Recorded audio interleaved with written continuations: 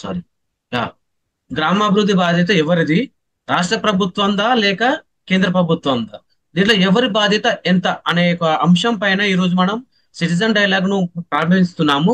So దీంట్లో భాగంగా మనము చాలా సార్లు మనము దీని మీద డిస్కషన్ జరుగుతూ ఉంటాయి. దాంట్లో వెళ్లే ముందు మనము ఈ మీటింగ్ కు ఉద్దేశం ఏంటి, ఏంది అనేది ఒకసారి మనం మాట్లాడుకుందాము. ఇక్కడ ఏంటంటే స్టేట్ సెంట్రిక్ అప్రోచ్ ఏంటంటే ఒకే థాట్ ఉంటది, ఒక ఆన్సర్ ఒకటే ఉంటది. అంటే ఇప్పుడు ఎగ్జాంపుల్ ఒక క్వశ్చన్ ఉంటే దానికి ఆన్సర్ ఒకటే ఉంటది. కానీ ఇక్కడ మనకున్న ఇక్కడ క్యూబిక్ సెంట్రిక్ అప్రోచింగ్ ఏంటంటే అందరి అభిప్రాయాలను సేకరించి ఒక సొల్యూషన్ విధంగా వెళ్ళాలనేది మన సిటిజన్ డైలాగ్ ఒక ఎయిమ్. సో దాంట్లో భాగంగానే మనము ఒక పాలసీ మేకర్ది ఒక రకంగా ఉండొచ్చు ఆలోచన, లేకపోతే ప్రజలది ఇంకో రకంగా ఉండొచ్చు ఆలోచన.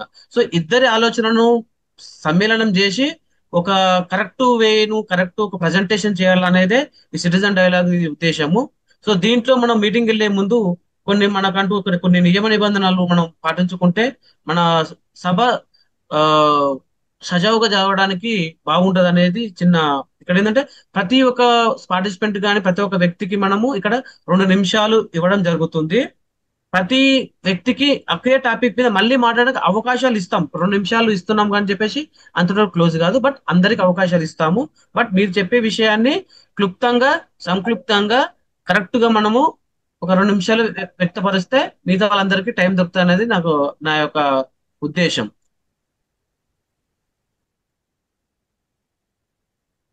ఇంకా నెక్స్ట్ పాయింట్కి వెళ్తే ఏంటంటే ఇప్పుడు మన ఈ రోజు మీటింగ్ లో పాల్గొన్న ప్రతి సభ్యునికి గౌరవిస్తూ ఒకరు మాట్లాడేటప్పుడు ఇంకొకరు అంతరాయం కలిగించొద్దు. వాళ్ళకు క్రాస్ క్వశ్చనింగ్ కానీ లేకపోతే ఇంటరప్ట్ చేయడం కానీ చేయొద్దు.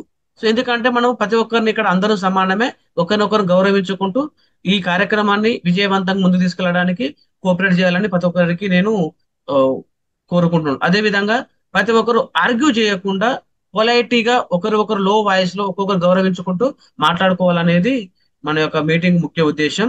ఆ, సో ఈ yeah. రోజు టాపిక్ ఏంటంటే గ్రామ అభివృద్ధి బాధ్యత ఎవరిది? రాష్ట్ర ప్రభుత్వం ఉందా, కేంద్ర ప్రభుత్వం ఉందా, ఎవరి బాధ్యత ఎంత అనే దాని మీద మీ అభిప్రాయం చెప్పడానికి ఎవరైనా మాట్లాడదలుచుకుంటే they can raise their hands.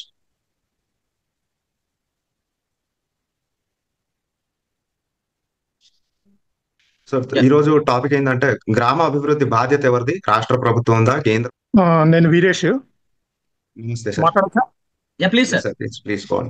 సరే, ఏంటంటే అందరూ ఖాళీగా ఉంటే తర్వాత మాట్లాడదాం అనుకున్నాను. మరి ఎవరు మాట్లాడుకుంటే let me utilise my time. I won't take more than 2 minutes. ఒకటి ఏంటంటే విలేజెస్ ఇండియాలో 7 లక్షలు ఉండే, ఇప్పుడు లేటెస్ట్ ఎంత ఉందో తెలియదు.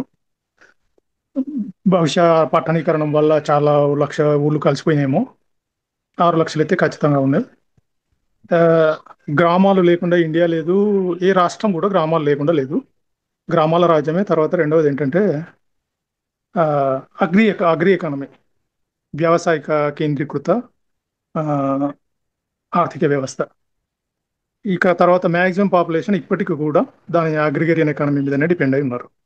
ఇండస్ట్రియలైజేషన్ 300 years 400 years అయినప్పటికీ ఇప్పటికీ ఇండస్ట్రియలైజేషన్ కాలేదు గ్రామాల్లో. ఇక డిజిటలైజేషన్ ఇంకా క్వశ్చనే లేదు. ఏఐ వచ్చి ఏదో డిస్టర్బ్ చేస్తుంది అంటే అది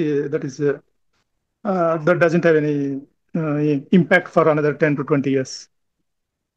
సో బాధ్యత ఎవరిదంటే అసలు first social consciousness, national consciousness, ఈ దేశం మనది, ఈ గ్రామం మనది, ఇక్కడ ఉన్న వాళ్ళందరూ మనుషులు అన్న కాన్షియస్నెస్ తక్కువ ఉన్నది. సోషల్ రెస్పాన్సిబిలిటీ అంటే it has many historical reasons. ఏంటంటే పాలింపబడ్డం మనం ఏంటంటే చక్రవర్తుల దగ్గర నుంచి, చిన్న రాజుల దగ్గర నుంచి ఈ ముస్లిమ్స్ వచ్చి ఎన్నో రకాలుగా ఒడిదుడుకుల వల్ల ఏంటంటే బుద్ధుని కాలం నుంచి ఇప్పటి వరకు కష్టాలే ఉన్నాయి. ఆ బుద్ధుడే ఏంటంటే కష్టాలను చూడలేక బుద్ధుడు అయిపోయాడు. నిజమైన బుద్ధిసత్వం పొందగలిగాడు. ఏంటంటే అంత ఈ ఆసియా ఖండంలోనే, దక్షిణాసియాలో మెయిన్లీ అట్లాంటివి ఉన్నాయి.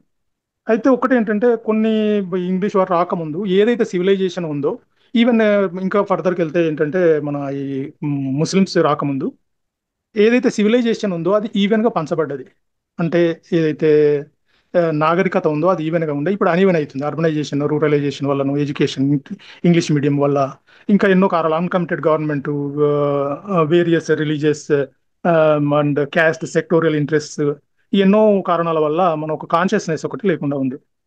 ఏంటంటే రెండవది కాన్షియస్నెస్, కడుపు నిండిన తర్వాత మానవత్వం ఉంటుంది. ఇప్పుడు ఏంటంటే చూస్తే కడుపు నిండాలి, ఫస్ట్ కడుపు నిండితే మానవత్వం ఉంటుంది.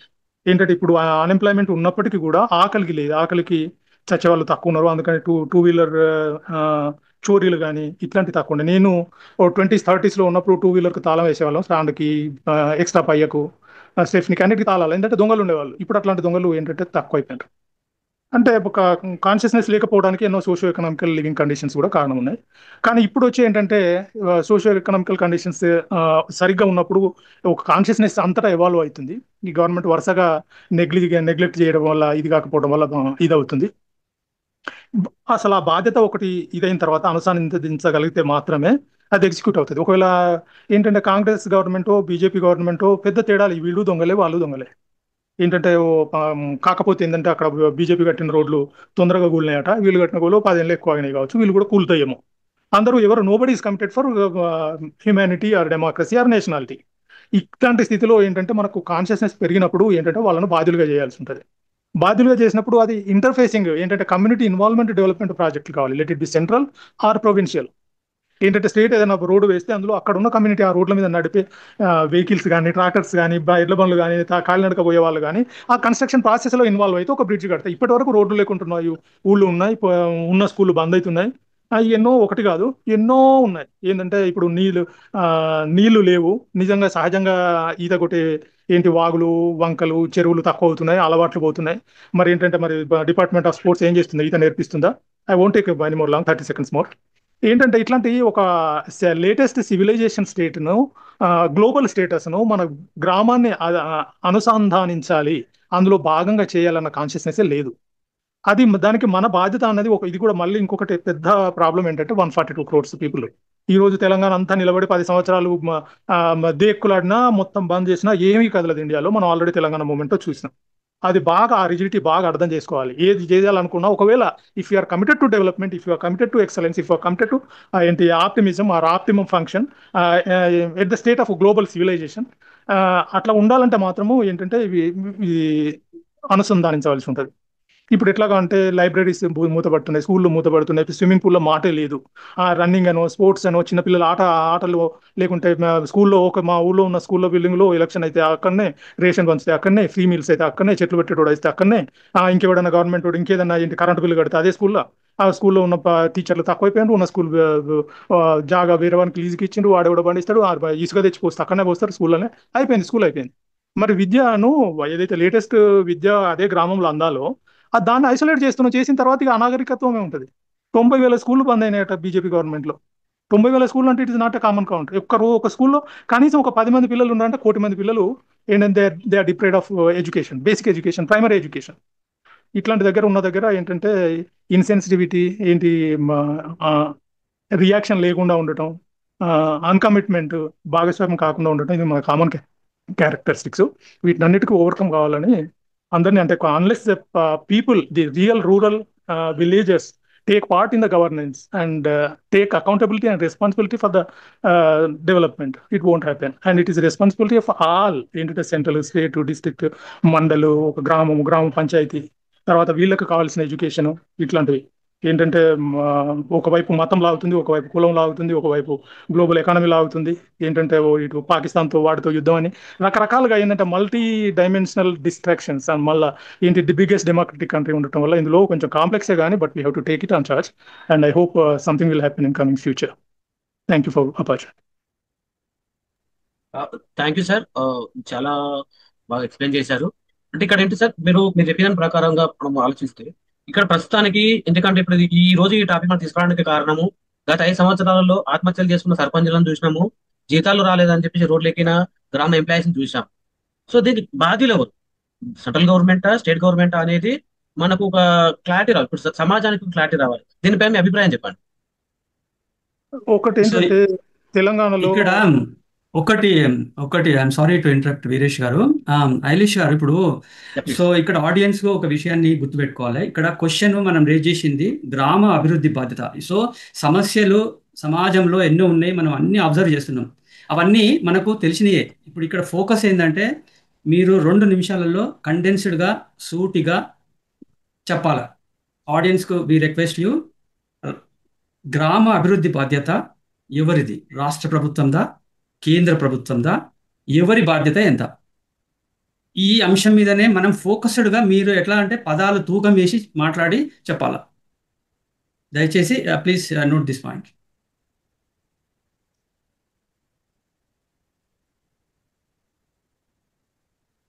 కంటిన్యూ అండి వీరేష్ గారు, చెప్పండి. You have another 2 minutes. Okay అండి. అంటే ఒకటి ఏంటంటే నేను కరెక్ట్గా స్టడీ చేయలేదు దాని మీద. Correct opinion, to the point opinion, solution directed కావాలంటే దాన్ని అధ్యయనం అవసరం.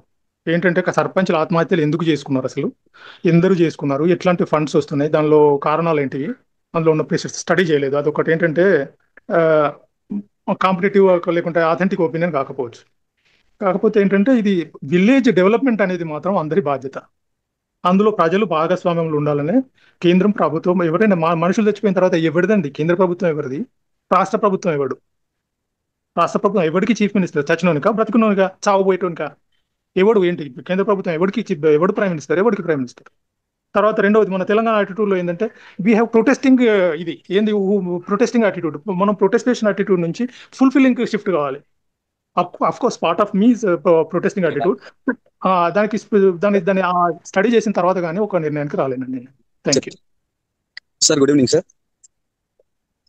ప్లీజ్ రమేష్ గారు. సార్ 5 నిమిషాలు నేను మాట్లాడి క్లోజ్ చేసేస్తాను. మీరు అన్నట్టు ఎగ్జాక్ట్ వర్డ్స్ నాకున్న అనుభవాన్ని మీతో షేర్ చేస్తాను. సార్, గ్రామాలు దేశానికి పట్టుకొమ్మలు అంటారు. ఇక్కడ సమస్య ఏంది అని అంటే, మనం గడిచిన కాలంలో పెద్ద కాన్స్టిట్యూషన్ తీసుకుంటే డెవలప్మెంట్ కి ఒకలా ఉంటుంది, చిన్న విలేజ్ తీసుకున్నప్పటికీ నాయకుడు గెలిచేంత వరకే నాయకునిగా ఉండాలి, పొలిటీషియన్ గా ఉండాలి, గెలిచిన తర్వాత నాయకునిగా ఉండాలి. అప్పుడు మాత్రమే ప్రతిపక్షం మిత్రపక్షం రెండు కూర్చొని సమస్యను ఎలా సాల్వ్ చేయాలనే ధోరణిలో విలేజ్ గురించి ఆలోచించి, ఎడ్యుకేషన్ గురించి ఆలోచించాలి. కానీ ఈ రోజు అలా లేదు సార్. ప్రైవేటీకరణ స్టార్ట్ అయిన తర్వాత ఇండియాలో, తెలంగాణలో కానీ ఎవరి బేస్డ్ కమిషన్ ఎంత, నా పార్టీ రూలింగ్ లో ఉన్నప్పుడు నా వర్గ ప్రజలకు నేనేం చేసుకోవాలి అనే తరహాలో ఉన్నారు జనాలు. ఒక లీడర్ గా స్టెప్ తీసుకున్న తర్వాత గెలిచిన లీడర్ అనేవాడు అందరికీ సమన్యాయం చేసినప్పుడు మాత్రమే గ్రామ అభివృద్ధి చెందుతుంది. గ్రామాల అభివృద్ధి చెందితే దేశం అభివృద్ధి చెందుతుంది. లేని ఎడల విద్య మీద అవగాహన అందరూ కల్పించాలి, వ్యవసాయం మీద అవగాహన, ఉపాధి మీద అవగాహన, ఒక సోషల్ భావాజాలాన్ని గొప్ప లీడర్స్ యంగర్స్ కి అండ్ అగైన్ ఎంప్లాయబిలిటీ క్రియేట్ చేసే విధానాన్ని ఏర్పరచగలిగినప్పుడు విలేజ్ యొక్క డెవలప్మెంట్ ఉంటుంది. దీంట్లో స్టేట్ గవర్నమెంట్ పాత్ర 60% ఉంటుంది, సెంట్రల్ గవర్నమెంట్ పాత్ర 40% ఉంటుంది సార్. ఇది నా ఒపీనియన్. Thank you. రమేష్ గారు, ఒకసారి మీకు ఇంట్రొడ్యూస్ చేసుకుంటారా, మీరు ఎక్కడ నుంచి వచ్చారు, ఇక్కడ ఏంటి అని? సార్, నేను కొంచెం ఎక్కువగా మాట్లాడే పరిస్థితి లేదు, నాకు హెడ్ ఇంజూరీ అయింది. బైక్ పైన ఉన్న విలేజ్కి వెళ్తున్నాను నేను. Okay, fine, thank you. Meeting అండి సార్, రమేష్ సార్ ఫోన్ చేశాడు, అందుకు నేను కనెక్ట్ అయ్యాను సార్. థ్యాంక్ యూ రమేష్ గారు, thank you very much for joining and offering your thoughts. Thank you. Moving on to next person. ఇంకెవరైనా మాట్లాడతారా? How can I speak? Am I audible? I want to speak, sir. Yes, sir, you're audible. Yeah, please, sir. Please go ahead. Sir, introduce yourself, sir. First, introduce yourself. From here on, please continue. నేను Thomas అండి. నేను nation builder ని. అది నా full time work. నేను దేశ నిర్మాణమే చేస్తాను. అమర భగత్ సింగ్ యువ నాయకుల కేంద్రంలో నాయకత్వ శిక్షణ ఇచ్చే పని నాది. నేను సైకాలజిస్ట్ ని, స్కిల్స్ ట్రైనర్ ని. గ్రామాల అభివృద్ధి ప్రభుత్వం కేంద్రంగా రాష్ట్రంగా అన్న ప్రశ్న కన్నా కూడా అది గ్రామ పౌరుల బాధ్యత. ఫస్ట్ ఫండమెంటల్లీ ఏ గ్రామంలో నివాసం ఉన్న వాళ్ళు ఆ గ్రామం అభివృద్ధి పట్ల కమిట్మెంట్ ఉంటే తప్ప ఏ గ్రామం అభివృద్ధి చెందదు సార్. ప్రభుత్వ బాధ్యత అనేది పౌరుల చైతన్యం మీద ఆధారపడి ఉంటుంది. సుమారు 5 లక్షల గ్రామాలు ఉన్నాయంటే అన్ని గ్రామాల మీద ప్రభుత్వానికి సమానంగా ఫోకస్ ఉండే పరిస్థితి ఇప్పుడున్న అవినీతి రాజకీయ వ్యవస్థలో ఉండదు. కాబట్టి fundamental role is from the residents of the village. గ్రామ పౌరుల్లో ఉన్న చైతన్యమే ఆ గ్రామాభివృద్ధి నిర్ణయిస్తుంది. రెండో పాయింట్ నేను చాలా బ్రీఫ్ గా చెప్పదలుచుకున్నది, మనము సమస్య వర్ణన మీద ధ్యాస తగ్గించి పరిష్కారం మీద ధ్యాస ఎక్కువ పెట్టాలి. అందరికీ సమస్యలు కనబడుతున్నాయి, వాటిని వర్ణించడాలనే ఆ క్లారిటీ ఉంది తప్ప దీని మూలం ఎక్కడుంది, ఎక్కడ సరిచేస్తే దీన్ని నిర్మించుకుంటూ రాగలమన్న ఆ అవగాహన కొద్దిగా లోపించినట్టు అనిపిస్తుంది. సమస్య యొక్క మూలము అవినీతి రాజకీయ వ్యవస్థ సార్. దానికి పరిష్కారము పౌరుల చైతన్యమే, ప్రజల చైతన్యమే ప్రజాస్వామ్యం సార్. ప్రజల చైతన్యం ఎంత స్థాయిలో ఉందో ప్రజాస్వామ్య పనితీరు కూడా అంతే స్థాయిలో ఉంటుంది. వేరొక మార్గం ఉండదు. చాలా సంతోషం నాకు మాట్లాడే అవకాశం ఇచ్చారు. థ్యాంక్ యూ థామస్ గారు. మంచి బ్రీఫ్గా చాలా మంచి పాయింట్లు చెప్పారు. గ్రామ ప్రజల బాధ్యత, ప్రజల చైతన్యం, పరిష్కారం మీద దృష్టి పెట్టడం. సో చాలా మంచిగా కూలంకుషంగా మంచిగా డీటెయిల్డ్గా అంటే చాలా సమ్మరైజ్డ్గా మీరు చెప్పారు. Thank you very much. Next person please. నమస్కారం అండి, నా పేరు అశోక్ బాబు. నమస్కారం. చెప్పండి సార్. ఇంతకుముందు థామస్ గారు చెప్పింది 100% ఏకీభవిస్తున్న. పౌరుల చైతన్యం వల్లనే ఆ, ఏ గ్రామమైనా మార్పు చెందుతుంది. అభివృద్ధి ఆ, అనేది ఆర్థిక అభివృద్ధి లేకపోతే సామాజిక అభివృద్ధి, రాజకీయంలో పార్టిసిపేషన్, ఏ రంగంలో అభివృద్ధి అనేది పౌరుల యొక్క చైతన్యము ఎటువైపు మంచి వైపు ఉంటే మంచిగా చైతన్యం అవుతుంది. లేదు చెడు వైపు చైతన్యం ఉంటే చైతన్యం అనేది నెగటివ్ ఆర్ పాజిటివ్. అయితే ఇక్కడ గ్రామం అంటేనే ఒక సివిల్ సొసైటీ. అందులో మన భారతదేశము క్యాస్ట్ బేస్డ్ సొసైటీ. అంటే ఒకప్పటి లెక్క క్యాస్ట్ పనులు ఇవాళ లేకపోయినప్పటికీ అగ్రికల్చర్ ఎకానమీకి సంబంధించి ఆ, ఒక భూమి ఉన్న రైతు అతను వ్యవసాయం చేయడానికి ఎంత యాంత్రీకరణ ఉన్నప్పటికీ పీపుల్ మీద డిపెండ్ కావాల్సిన పరిస్థితి ఉంటుంది. ఆ పీపుల్ ఆ గ్రామంలోనే అవైలబుల్ ఉన్నారా? స్కిల్ పీపుల్ బయట నుంచి వస్తారా? తన ప్రొడక్షన్కి ఎట్లా సహకరిస్తారు? నెక్స్ట్ ప్రొడక్షన్ చేయంగానే ఆ, కాకుండా దానికి processing, harvesting plus processing of the produce, దాన్ని మార్కెట్ తీసుకెళ్ళి ఆ, మళ్ళీ ఏ విధంగా తను గిట్టుబాటు ధర పొంది భవిష్యత్తులో మళ్ళీ వ్యవసాయానికి తను ఆ, అంటే ఈ వ్యవసాయం దండగా అనే పరిస్థితి కాకుండా ఆ, వ్యవహారం చేయాలనంటే చాలా కారకాలు అవి ఉంటాయి. అయితే ఇందులో అక్కడున్న ల్యాండ్ను అవైలబిలిటీ ఏంటిది, ఇరిగేషన్ ఫెసిలిటీస్ ఎట్లున్నాయి, ఈ కమ్యూనిటీ డెవలప్మెంట్కు ఎవరు లీడ్ చేస్తారు అనే దాన్ని బట్టే, అక్కడ ఉన్న లీడర్షిప్ని బట్టే ఆ ప్రభుత్వము ఆ గ్రామము డెవలప్మెంట్ అయ్యే ఇది ఉంటుంది సార్. ఎగ్జాంపుల్ ఏంటంటే, నేను నేటివ్ ఆఫ్ గంగదేవపల్లి గ్రామం. It is a model village. 20 సంవత్సరాల క్రితమే అది చిన్న గ్రామము. అంటే ప్రతి పథకాన్ని 100% యూటిలైజ్ చేసుకొని, గవర్నమెంట్ నుంచి వచ్చిన పథకాన్ని అందులో కరప్షన్ లేకుండా, ఒకటి 100% యూటిలైజ్ అయితే ఇంకోటి ఇవ్వడానికి కూడా గవర్నమెంట్లో అంటే మనకి ఇబ్బందులు ఉండవు. అక్కడ ఉన్న అధికారులు మన మీద విశ్వాసం పెట్టి ఇంకో కొత్త పనికి వాళ్ళు ప్రోత్సాహం ఇచ్చేది ఉంటుంది. అంటే అక్కడ నాయకత్వము, అక్కడ ఉన్న కమిటీలు, ప్రతి పనికి ఒక కమిటీ బాధ్యులు ఉండి పనిచేసిన వ్యవస్థలో అది డెవలప్ అయింది. మెయిన్గా ఆ ఊరికి చాలా రిసోర్సెస్ లేకపోయినప్పటికీ అది కమ్యూనిటీ డెవలప్మెంట్లో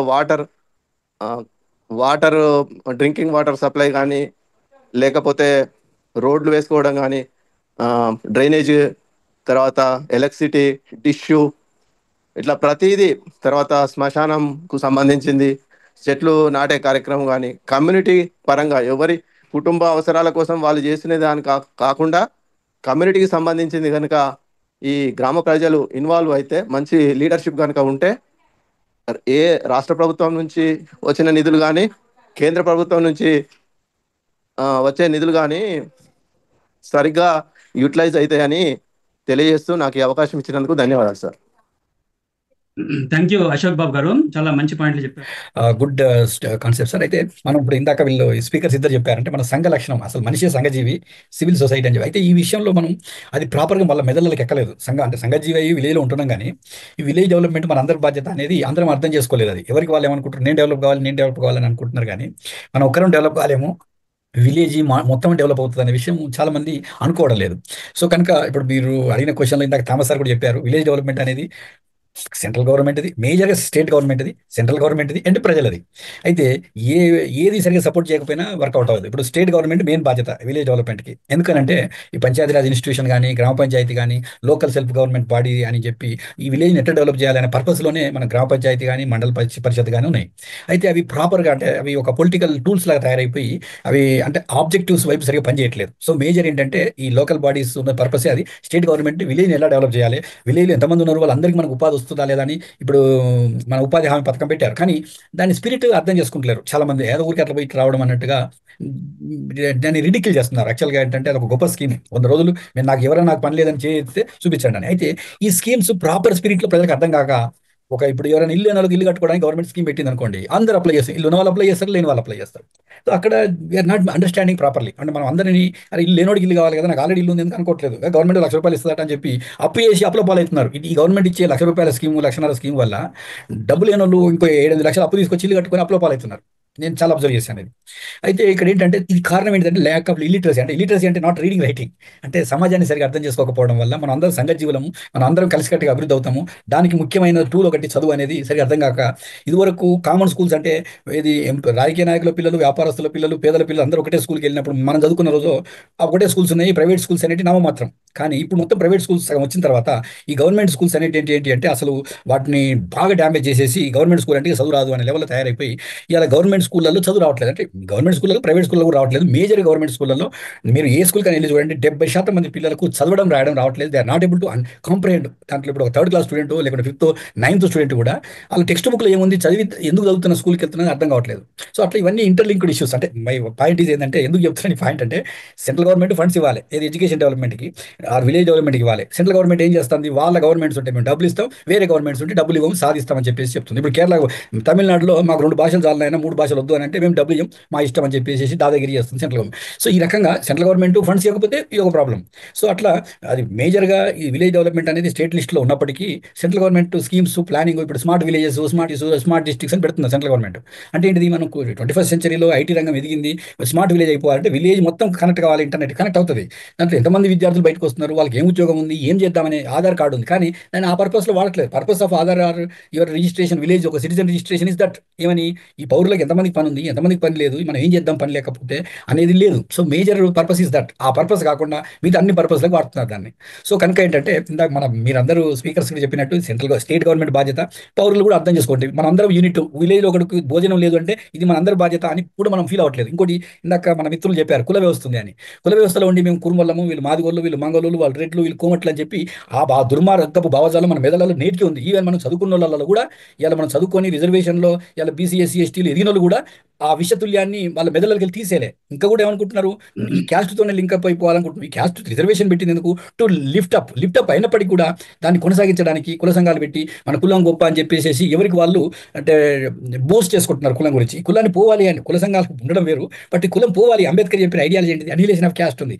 ఇవాళ మన సోదరులు ఎవరు కూడా ఇలా బీసీలు కానీ, ఎస్సీలు కానీ, ఎస్టీలు కానీ ఈ అంబేద్కర్ పేరు చెప్తున్నారు, అంబేద్కర్ విగ్రహాలు పెడుతున్నారు. కానీ అనిలేషన్ ఆఫ్ క్యాస్ట్లో ఏం చెప్పిండు అంబేద్కర్, ఒక మంచి సమాజం కావాలంటున్నారు, అర్థం చేసుకోలేదు. కనుక ఈ చదువు అంటే ఇందాక థామస్ సార్ చెప్పినప్పుడు చదువు రావాలి అని అంటే ఇది అసలు ఈ చదువు రావాలంటే ఏంటిది, ఈ సమాజం మనం అందరం ఒకటి, మనం కలెక్టివ్గా డెవలప్ అవుతాము. నేను ఒక్కరిని, నా కుటుంబం, నా పిల్లలు కాకుండా మనమందరం ఒకటి, మనందరం డెవలప్ కావాలి అనేటువంటి భావజాలం మనం నేర్పించలేదు చిన్నప్పటి నుండి. పిల్లలకు నేర్పించలేదు. ఇలా పిల్లలు కూడా ఏమవుతున్నారు, ఇప్పుడు ఈవెన్ మనలాంటి యాక్టివ్ ఉన్నటువంటి యాక్టివిస్టుల పిల్లలు కూడా మామూలు పిల్లలానే తయారవుతున్నారు. అంటే ఏంటిది, చదువుకుంటున్నారు, ఇంజనీరు, డాక్టరు అవుతారు, అమెరికాను, ఇండియాను ఏదో పనిచేసి వాళ్ళ మందం వాళ్ళు బతుకుతున్నారు. కానీ సమాజం కోసం నేను వర్క్ చేయాలి అనే భావజాలం మనం యాక్టివిస్ట్గా మనం ఊరిపోయట్లేదు అనేది మనం ఆలోచించాల్సి ఉంటుంది. దానికి కారణం ఏంటంటే ఇలిటరసీ అని చెప్పాలంటే వాడు అమెరికాలో ఉద్యోగం చేసినప్పటికీ కూడా మనకు ఈ సమష్టిగా ఇప్పుడు ఎవరి విలేజ్ వాళ్ళే డెవలప్ చేసుకోవాలని అందరం కలిసి చేసుకోవాలి. అయితే ఆ భావజాలం మనలో రావట్లేదు. కనుక దాన్ని నూరిపోయడం అనేది మన అందరి బాధ్యత. పిల్లలకు చదువు రావట్లేదు, నిరుద్యోగం ఉంది. ఈ విలేజ్ నుంచి ఇంతమంది ఉన్నాం, ఎవరికైనా నిరుద్యోగం ఉంటే ఏం చేద్దాము, మరి ఏం చేస్తే మన రమేష్ గారు ఉన్నారు, రమేష్ గారిని అడిగి సార్ మన విలేజ్లో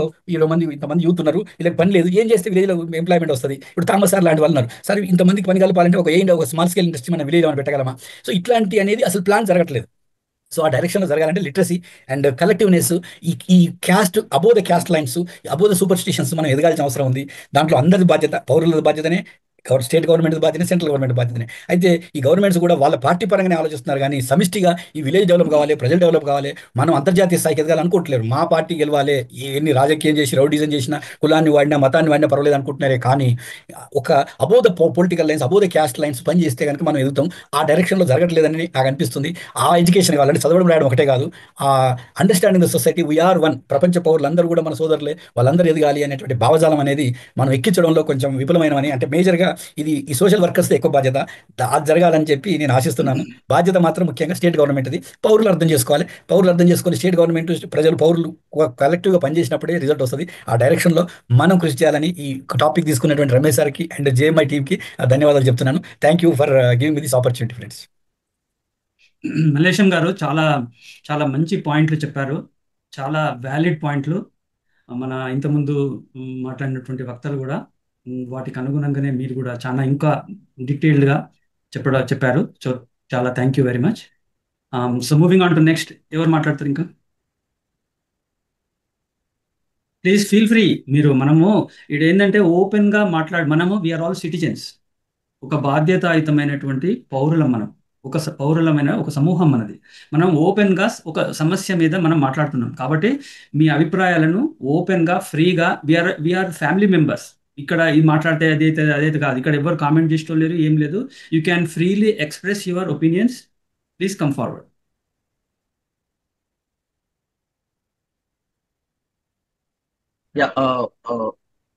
మల్లేశం గారు ఓకే, ఎవరైనా మాట్లాడుతున్నారా? ఎవరు లేదు సార్, నేను అయిపోయింది మాట్లాడాను. మల్లేశం గారు, మీరు అన్నట్టు మీరు ఎడ్యుకేషన్ గా ఉండాలి, ఎడ్యుకేటెడ్ అయి ఉండాలి అంటున్నారు. బట్ ఎడ్యుకేషన్ అనేది గ్రామాలకు అందకుండా చేస్తున్నాయి గవర్నమెంట్. అవును sir, whether central government or state government. అవును. సో ఏదైనా సరే ఆ ఎడ్యుకేట్ కాకుండానే జనాలను ఆపుతున్నారు. సో మన పిల్లల్ని చదువు అందకుండా చేస్తున్నారు. సో మేము అంటున్నామంటే ఈ అన్నిటి జరగడానికి అంటే ఇప్పుడు మనకు పంచాయతీరాజ్ చట్టం ప్రకారము 2018 ప్రకారము ఉన్న ప్రకారంగా మనకు ఎంతవరకు ప్రభుత్వాలు మాకు అందిస్తున్నాయి. ఇప్పుడు కొన్ని పథకాలు తీసుకొస్తే ప్రధాన మంత్రి యోజన కింద వచ్చిన కొన్ని పథకాలు చెప్తారు, కొన్ని పథకాలు స్టేట్ గవర్నమెంట్ పథకాలు అని చెప్తున్నారు. సో ఏ పథకాలు ఎవరికి వచ్చినా కూడా అంతిమంగా అందాల్సింది గ్రామ ప్రజలకు. సో దీంట్లో వాళ్ళ లాభాపేక్ష కాకుండా మరి అది ఇంతవరకు ఎవరి బాధ్యత ఎంత అనేది ఇప్పటికీ ఏ యొక్క గవర్నమెంట్ కానీ సెంట్రల్ గవర్నమెంట్ కానీ స్టేట్ గవర్నమెంట్ కానీ చెప్పలేకపోతున్నారు. సో దాంట్లో లోపాలు ఉన్నాయి అనుకోవాలా, లేకపోతే వాళ్ళు చేయలేదు అనుకోవాలా? దీనిపైన లోపాలు ఉన్నాయి. ఇంటెన్షనల్లీ కూడా ప్రజల్ని ఎడ్యుకేషన్ అంటే మూర్ఖులుగా పెట్టడం కూడా ఒక బాధ్యత, వాళ్ళ టార్గెట్ కూడా ఉంది. ప్రజలు మూర్ఖులుగా ఉంటేనే ఓట్లు ఈజీగా వేస్తారు. తెలుగు కళలు అయితే అడుగుతారు కదా, కనీస వేతనం లేదు, నాకు 10వ తరగతి అయిపోయింది, పని లేదు అని అడుగుతారు. అందుకోసం అడిగేటోళ్ళని తయారు చేయొద్దు అనేది ఉద్దేశంతోనే వాళ్ళు ఇలిటరేట్లు వాళ్ళ అజ్ఞానాలు ఉంచుతున్నారు అన్నట్టు. నీకు ఉద్యోగం రాలేదంటే నీతో మరి నీ లెక్క బాగలేదు అని చెప్తున్నారు అన్నట్టు, నీ చేతకంతనం అని చెప్తున్నారు. అంతేగాని మనం ఇంతమంది ఈ 10th క్లాస్ ఇంజనీరింగ్ ఇంతమందికి అయిపోయింది, మరి అందరికి ఉద్యోగాలు లేవు, ఏం చేద్దాము అనే ప్లాన్ గవర్నమెంట్ దగ్గర లేవు. అసలు ఎప్పుడు కూడా ఆ డైరెక్షన్ ఆలోచిస్తలేదు. ఎలక్షన్స్ అప్పుడు చెప్తారు సంవత్సరానికి 1 కోటి ఉద్యోగాలు ఇస్తాము సంవత్సరానికి, అంతేగాని ఈ ఇంప్లిమెంటేషన్లో ఏం జరిగింది, మేము 1 కోటి ఉద్యోగాలు అనుకున్నాం, ఈసారి 1 లక్ష ఇవ్వగలిగినాం, 2 లక్షలు ఇవ్వగలిగినామని ఎక్కడ కూడా ట్రూ పిక్చర్ జరగట్లేదు. అది ఇంటెన్షనల్. అంటే వాళ్ళ లోపాలని కప్పిపుచ్చుకోవడం, ప్రజల్ని మత్తులో పెట్టడం. మత్తులో పెడితేనే నెక్స్ట్ టైం కొట్టేస్తారు. వాళ్ళు మత్తులో పెట్టకుండా వాస్తవాలు చెప్తే తిరగబడతారు. కనుక వాస్తవాలు చెప్పొద్దు అనేది వాళ్ళ it is clear cut diversion politics they are playing every party.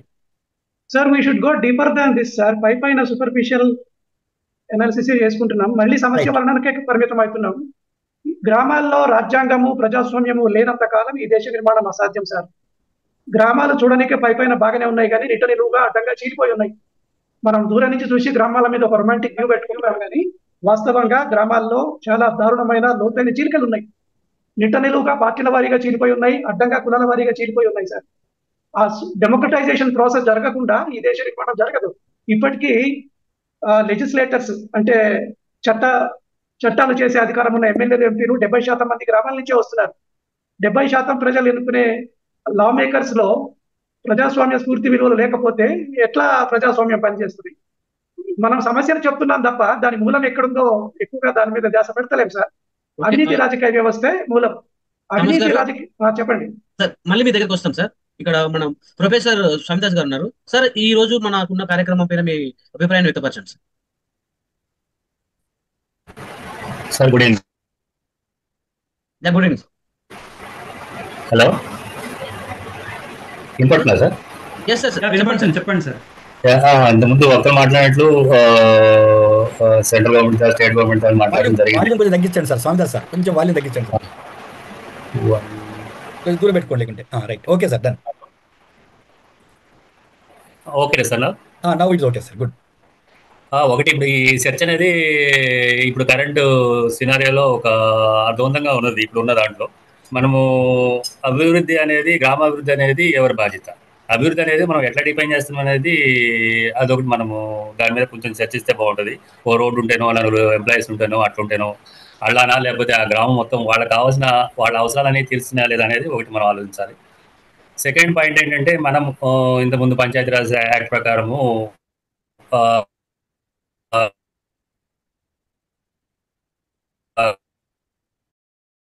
మధ్య మధ్యలో వాయిస్ బ్రేక్ అవుతుంది సార్ మీది. ఈ మధ్య బ్రేక్ అయింది ఇప్పుడు. స్వామిదాస్ సార్ వాయిస్ బ్రేక్ అయింది. ప్రకారం నడుస్తుంది. అలా కాకుండా ఒక్కొక్క గ్రామం ఒక్కొక్క లెవెల్లో డెవలప్ అయి ఉంటుంది కాబట్టి వాళ్ళ ఆ గ్రామానికి కావాల్సిన సౌకర్యాలు ఏదైతే ఉన్నాయో అక్కడ మనకి పంచాయతీ ప్రెసిడెంట్ ఉంటాడు, వార్డు మెంబర్స్ ఉంటారు. వాళ్ళని ఎడ్యుకేట్ అయి ఉంటే, వాళ్ళు సెల్ఫ్ రూలింగ్గా ఉంటే వాళ్ళ అవసరం ఏంటి అనేది వాళ్ళు ఐడెంటిఫై చేస్తే దానికి సంబంధించిన బడ్జెట్లు ఇవన్నీ బ్యూరోక్రసీ ఎస్టిమేట్ చేస్తే దాన్ని ఒక చట్టరూపంగా చేయాల్సిన బాధ్యత రాష్ట్ర ప్రభుత్వాన్ని, దానికి సంబంధించిన నిధులు కేంద్ర ప్రభుత్వం చేయాల్సింది. కాకపోతే ఏంటంటే ఇప్పుడు గ్రామాలని ఇందాక మన మెంబర్స్ మాట్లాడినట్టు ఓటు బ్యాంకు కేంద్రాలుగా చూస్తున్నారు. జస్ట్ ఒక రోడ్ వేసేసి గ్రామం డెవలప్ అయింది, ఒక స్కూల్ బిల్డింగ్ కట్టి గ్రామం డెవలప్ అయింది, ఆ రోడ్డుకి ఒక 10 లక్షలు ఖర్చు పెడితే ఇంకో 2 లక్షలు 3 లక్షలు ఖర్చు పెట్టేసేసి దాన్ని ఓపెనింగ్ అట్లా చేసి పబ్లిసిటీ చేస్తున్నారు. మనము ఒక రోల్ మోడల్గా రూలింగ్ అనేది ఒక గ్రామాన్ని ఒక రోల్ మోడల్గా చేసేసుకొని ఆ విధంగా మనం ప్లానింగ్ అనేది అక్కడే జరగాలి, ఇంప్లిమెంటేషన్ అక్కడే జరగాలి. ఇది గవర్నమెంట్ మానిటర్ చేయాలి. దానికి సంబంధించిన బడ్జెట్ ఇచ్చి 3 అంచెలు ఏదైతే ఉందో గ్రామము, దాని తర్వాత మండలము, దాని తర్వాత జిల్లా, సో ఆ లెవెల్లో మానిటరింగ్ అనేది పైనుంచి మానిటరింగ్ ఉంటే డెవలప్మెంట్ అనేది మొత్తం కంప్లీట్గా మనం ఇంతకుముందు రాజ్యాంగం ప్రకారం గాంధీ చెప్పిన అప్పటి నుంచి కూడా, ఎందుకంటే వాళ్ళు ఎండ్ స్టేక్ హోల్డర్స్ ఎవరైతే ఉన్నారో వాళ్ళు డైరెక్ట్గా ప్రజాప్రతినిధులతో డైరెక్ట్గా లింక్లో ఉంటారు, అకౌంటబిలిటీ ఉంటుంది. కాబట్టి ఫస్ట్ వాళ్ళకి అవేర్నెస్ తీసుకొచ్చి అది బాధ్యత, ప్రభుత్వాల బాధ్యత అనేది ఒక అవేర్నెస్ తీసుకొస్తే అక్కడ పొలిటికల్ ఏ పొలిటికల్గా ఉంటే అప్పుడు ఆ బాధ్యత మొత్తం ఆ గ్రామ యూనిట్దే నా ఒపీనియన్లో. సో అది కింద నుంచి పైకి పోవాలి, కానీ పై నుంచి కిందకి వస్తుంది. ఏదో స్కీమ్లు పెట్టేసేసి జనాలు మాయ చేస్తున్నారు. సో అది మనం ఎక్స్పోజ్ చేయాల్సిన అవసరం ఉంటుంది. ఇది నా పాయింట్. అది బాధ్యత అయితే గ్రామానికి సంబంధించిన ప్రెసిడెంట్ది, వార్డు మెంబర్స్ డెవలప్మెంట్ అనేది. ఓకే సార్, సంజయ్ సార్ మీరు చాలా బాగా చెప్పారు. ఈ విషయంలో నేను కూడా ఏకీభవిస్తాను. బట్ ఇక్కడ మనకు గత కొన్ని సంవత్సరాలుగా గత గవర్నమెంట్ ఆదాయంలో కానీ లేకపోతే ప్రస్తుతానికి కానీ సర్పంచులు ఆత్మహత్యలు, దానికి తోడు మాకు పెట్టిన పెట్టుబడి ఏదైతే గ్రామాభివృద్ధికి పెట్టిన పెట్టుబడి ఏదైతే ఉందో అవి ఇంకా రాలేదు అని చెప్పేసి చాలాసార్లు ప్రస్తుత గవర్నమెంట్ కూడా సర్పంచులు వెళ్ళి వాళ్ళు వినతి పత్రాలు అందించిన ఘటనలు మనం చూస్తున్నాం.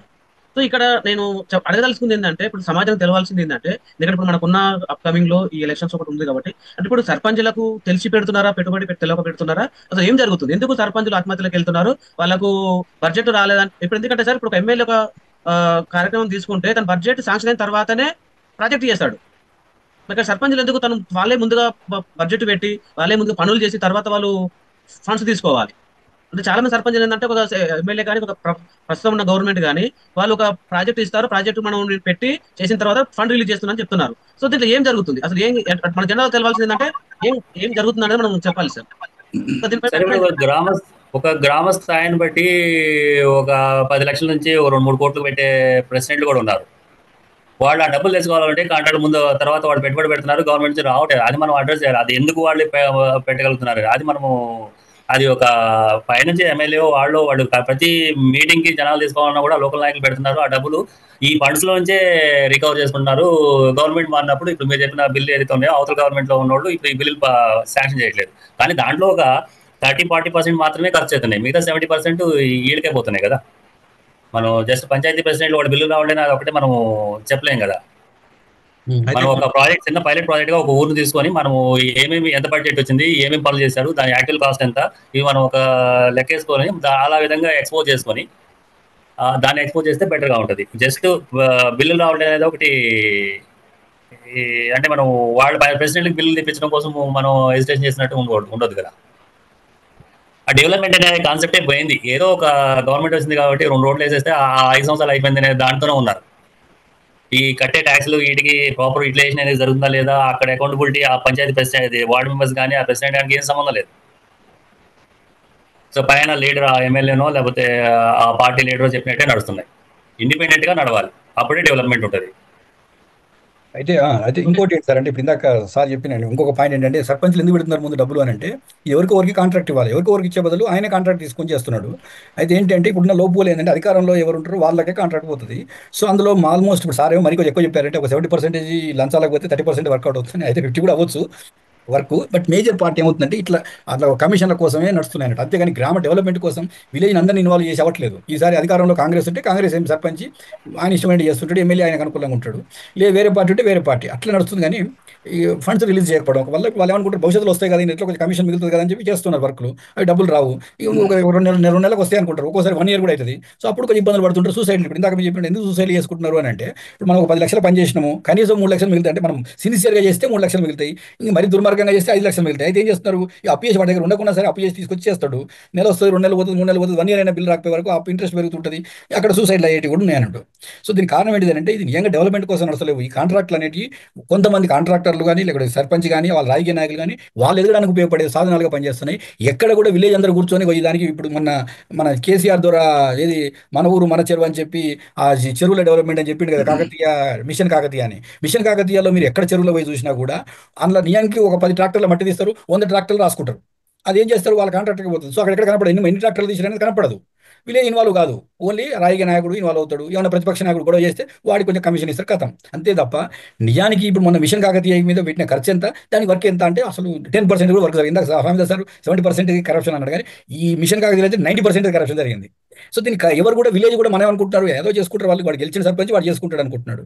అట్లాగే ఇప్పుడు ఇదేమో గెలిచిన తర్వాత, అసలు గెలవక ముందు కూడా 10 లక్షలు ఒక సర్పంచ్ ఆక్షన్ వేసుకుంటే నేను 10 లక్షలు పెడతా అంటాడు, ఏమైనా తీసుకొచ్చి ఇద్దాం మళ్ళీ నువ్వు గెలిచినాక 10 లక్షలు వసూలు చేసుకోవచ్చు అని వాడు చెప్తాడు. ఒక్కొక్క సర్పంచ్ ఆ 10 లక్షలు ఇస్తా గ్రామ పంచాయతీకి అని చెప్పి ఒప్పుకొని సర్పంచ్ అయిన వాళ్ళు సూసైడ్ చేసుకున్నారు, 10 లక్షలు కూడా పుట్టకుండా. అంటే చాలా దుర్మార్గం. అంటే అసలు గ్రామం అనేది మన ఇందాక ఆ కలెక్టివ్నెస్ అనే భావనే లేదన్నట్టు. ఇది అందరం, ఇది మనందరి పని, మనందరం డెవలప్ కావాలనేది లేకుండా ఇది ఒక వ్యాపారం అనుకుంటున్నారు. కరెక్ట్, ఏది సర్పంచ్ చిన్నడు సర్పంచ్ అనేది, కానీ ఇది ఒక ఉద్యోగం, ఇది ఒక వ్యాపారం అనుకుంటున్నారు అన్నట్టు కాంట్రాక్టులు.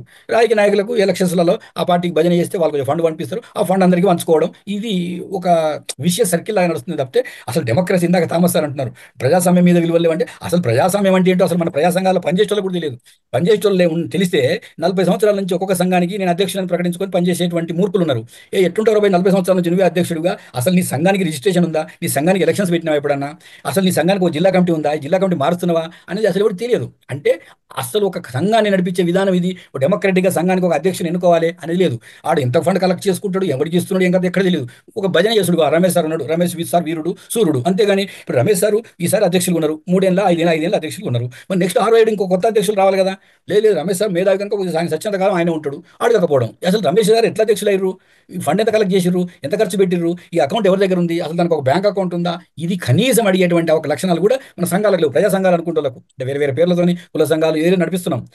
ఈ మినిమం లేకుండా భజన చేసే సంఘాలు తయారైపోయినాయి. భజన డెమోక్రసీ అంటే తెలియదు, తామసారు అంటున్నారు కదా, ఇది ఈ ప్రజాస్వామ్యం గురించి తెలియదు, తెలియదు ప్రజాస్వామ్యం గురించి. అది మనం తెలియజేయకపోవడం వల్లనే ఇలా మనం ఇట్లా అమ్ముడుపోవడం, ఓటు అమ్మేసేసుకోండి, ప్రజాస్వామ్యం తెలియదు, మన కలెక్టివ్ అనేది తెలియకపోవడం వల్లే మనం ఎదగాల్సినంతది కట్టలేదు అన్నట్టు. అట్లా కరప్షన్ ఉందంటే ఎవ్రీవేర్, సంఘం కరప్షన్ చేస్తుంది, స్టేట్ గవర్నమెంట్ కరప్షన్ చేస్తుంది, అందరూ చేస్తున్నాం, ఆఖరికి మనం చేస్తున్నాం. మన టీచర్లు మనం చెప్తున్నారు కదా, టీచర్లు కూడా డబ్బులు తీసుకొని ఒక కార్పొరేట్ యజమాని ఎమ్మెల్సీకి లెజిస్లేటివ్ కౌన్సిల్కి పంపించారు. అంటే ఆ ఉన్నత చదువులు ఒక్కొక్క ₹1,00,000 జీతం తీసుకుంటూ కూడా లంచాలు తీసుకుంటే, ఓటేసేటప్పుడు డబ్బులు తీసుకొని ఓటేస్తే ఇంకా మనం ఏం ఎక్స్పెక్ట్ చేస్తాం చెప్పండి. మామూలు పేదల నుంచి వాడు చాపిస్తుండే 5,000 ఇచ్చి 1000 ఇచ్చి అని చెప్పి వాళ్ళు అమ్ముకుంటున్నారు ఓట్లని. అజ్ఞానమే. Will get back to you sir, Malesham sir. Okay right sir, go ahead sir. Sir point add చేస్తాను నేను. సార్ చెప్పండి సార్. ఇప్పుడు ఇందాక వెళ్ళి సార్ అడిగినట్లు సూసైడ్స్ అంటారు కదా, ఒకటి ఇప్పుడే మధ్యకాలంలో ఇప్పుడు కొంచెం వ్యాపారం అంటే రియల్ ఎస్టేట్ వాళ్ళు అలాంటి వాళ్ళు ఉన్నారు కాబట్టి కొంతవరకు నడిపించారు వాళ్ళు. కాకపోతే అంటే ఊర్లలో ఇప్పుడు లీడర్గా ఉండాలంటే 10 మందిని మెయింటైన్ చేయాల్సి వస్తుంది. వాళ్ళకి ఏంటంటే కొన్ని వ్యసనాలకి పిల్లలు ఈ తాగుడు ఇలాంటివి ఉన్నాయి. సో ఇప్పుడు ఇటు కాంట్రాక్ట్ డబ్బులు పెడుతున్నారు, క్యాడర్ని మెయింటైన్ చేయాలి, ఈ అప్పుల పాలయ్య కూడా అదొక కారణం. అది కూడా మనం అడ్రస్ చేయాలి. Okay sir, we have Manimaran గారికి ఆన్ గ్రౌండ్ ఈ విషయాలపైన చాలా అవగాహన ఉంది. సో మణిమారన్ గారు ఏదైనా మాట్లాడితే ఈ విషయాల గురించి బాగుంటుందని అనుకుంటున్నాను. మణిమారన్ గారు ఉన్నారా?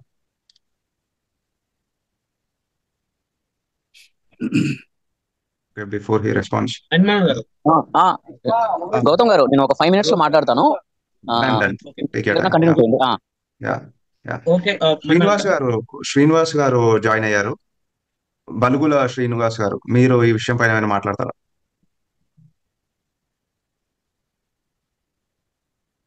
మురుగానంద్ గారు,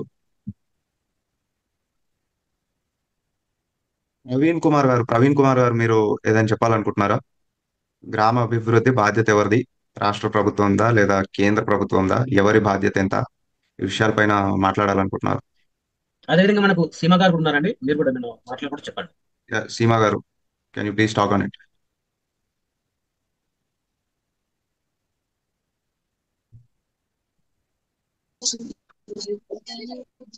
hello, good evening to all here. Movement of justice వాళ్ళందరికీ. నేను ఇక్కడ movement for peace and justice లో పనిచేస్తాను.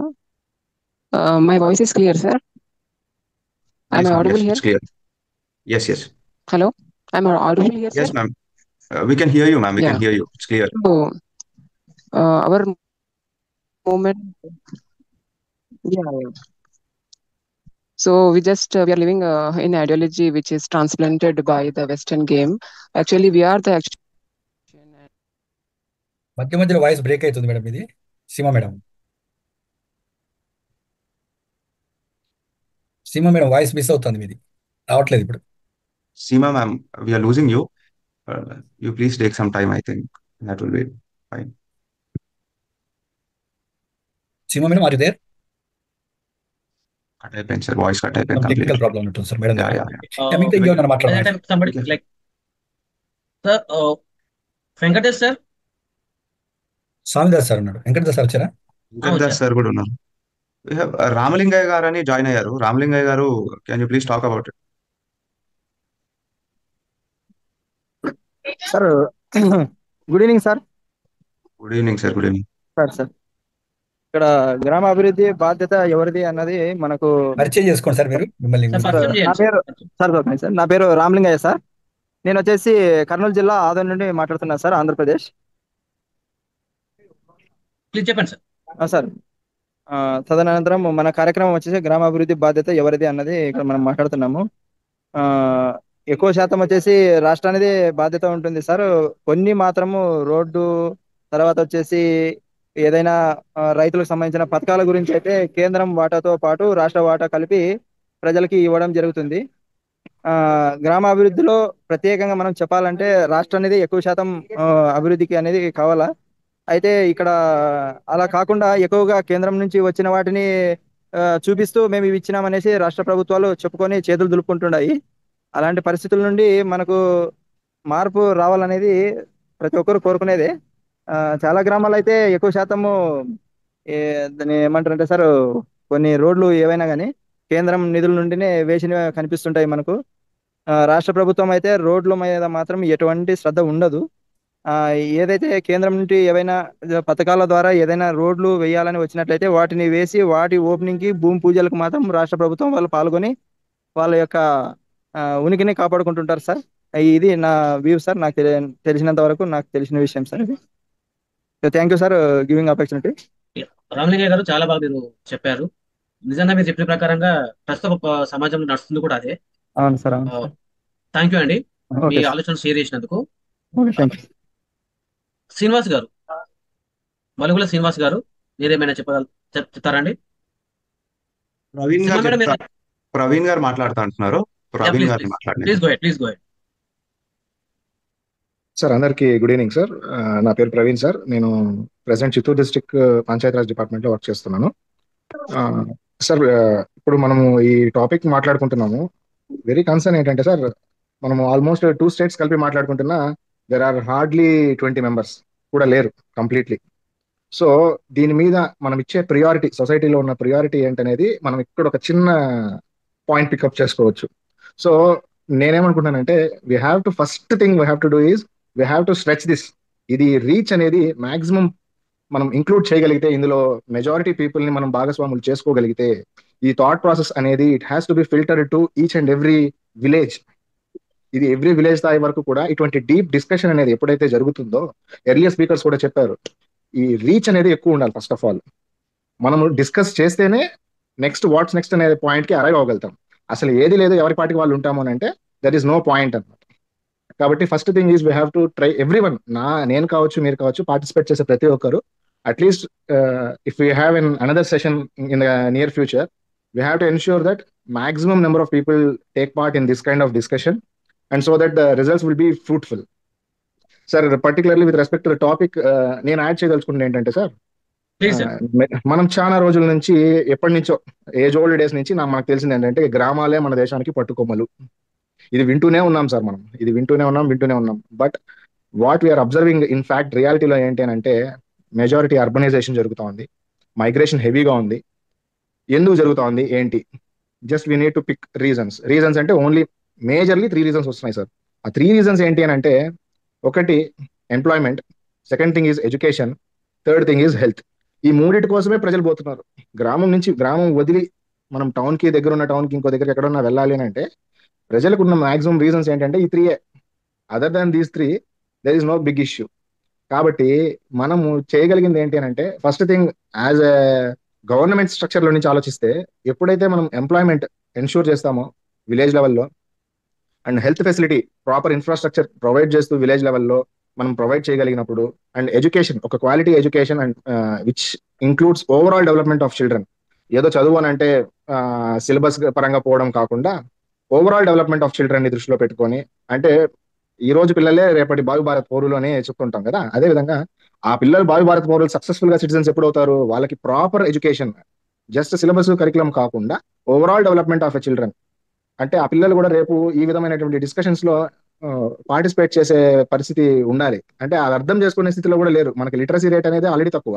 ఆ లిటరసీ రేట్ లో ఉన్న దాంట్లో కూడా మనకి లెవెల్ ఆఫ్ అండర్స్టాండింగ్ అనేది లేదు. ఇంతకుముందు సార్ కూడా ఎవరో చెప్పారు, 3rd class 6th class 9th class ఏదో చదువుతున్నారు అంతే, కానీ ఎందుకు చదువుతున్నాం, what is the reason behind it అని అర్థం చేసుకునే పరిస్థితిలో లేము. కాబట్టి ఇక్కడ హెల్త్ పరంగా ప్రాపర్ ఇన్ఫ్రాస్ట్రక్చర్ అండ్ రీచ్ ఉండాలి, ఎడ్యుకేషన్ పరంగా రీచ్ ఉండాలి, అండ్ ఎంప్లాయ్మెంట్ పరంగా గవర్నమెంట్స్ నుంచి చూసుకుంటే మనకి సార్ మోస్ట్ ఇంపార్టెంట్లీ జనరల్ గా వచ్చే మాట ఏంటంటే ఎన్ఆర్ఈజిఎస్. ఈ ఎన్ఆర్ఈజిఎస్ లో సార్ జాబ్ కార్డ్ ఉందా, ఎంతమంది ఫ్యామిలీస్ ఉన్నాయి, ఒక ఫ్యామిలీలో ఎంతమంది వర్క్ చేస్తున్నారు, ఈ డేటా అంతా తీసుకుంటే సార్ మన కంట్రీనే హైయెస్ట్ పాపులేషన్ డ్రైవ్ లో ఉన్నాం మనం. అంటే మీరు బాగా గమనిస్తే చాలా మంది అంటూ ఉంటారు, కొంతమంది ఎకానమిస్టులు కూడా అంటూ ఉంటారు, strength of our country lies in our population. ఆ పాపులేషన్ లో స్ట్రెంగ్త్ ఉండాలి అని అంటే ఇఫ్ మనకు ఆ స్ట్రెంగ్త్ ని ప్రాపర్ గా యూటిలైజేషన్ జరగాలి కదా సార్. పాపులేషన్ ఉంది, జనాభా ఉన్నాము, ప్రాపర్ గా యూటిలిటీ లేకుండా వితౌట్ ఎనీ ప్రొడక్టివిటీ 100 కోట్ల మంది ఉంటే ఏంటి, 200 కోట్ల మంది ఉంటే ఏంటి?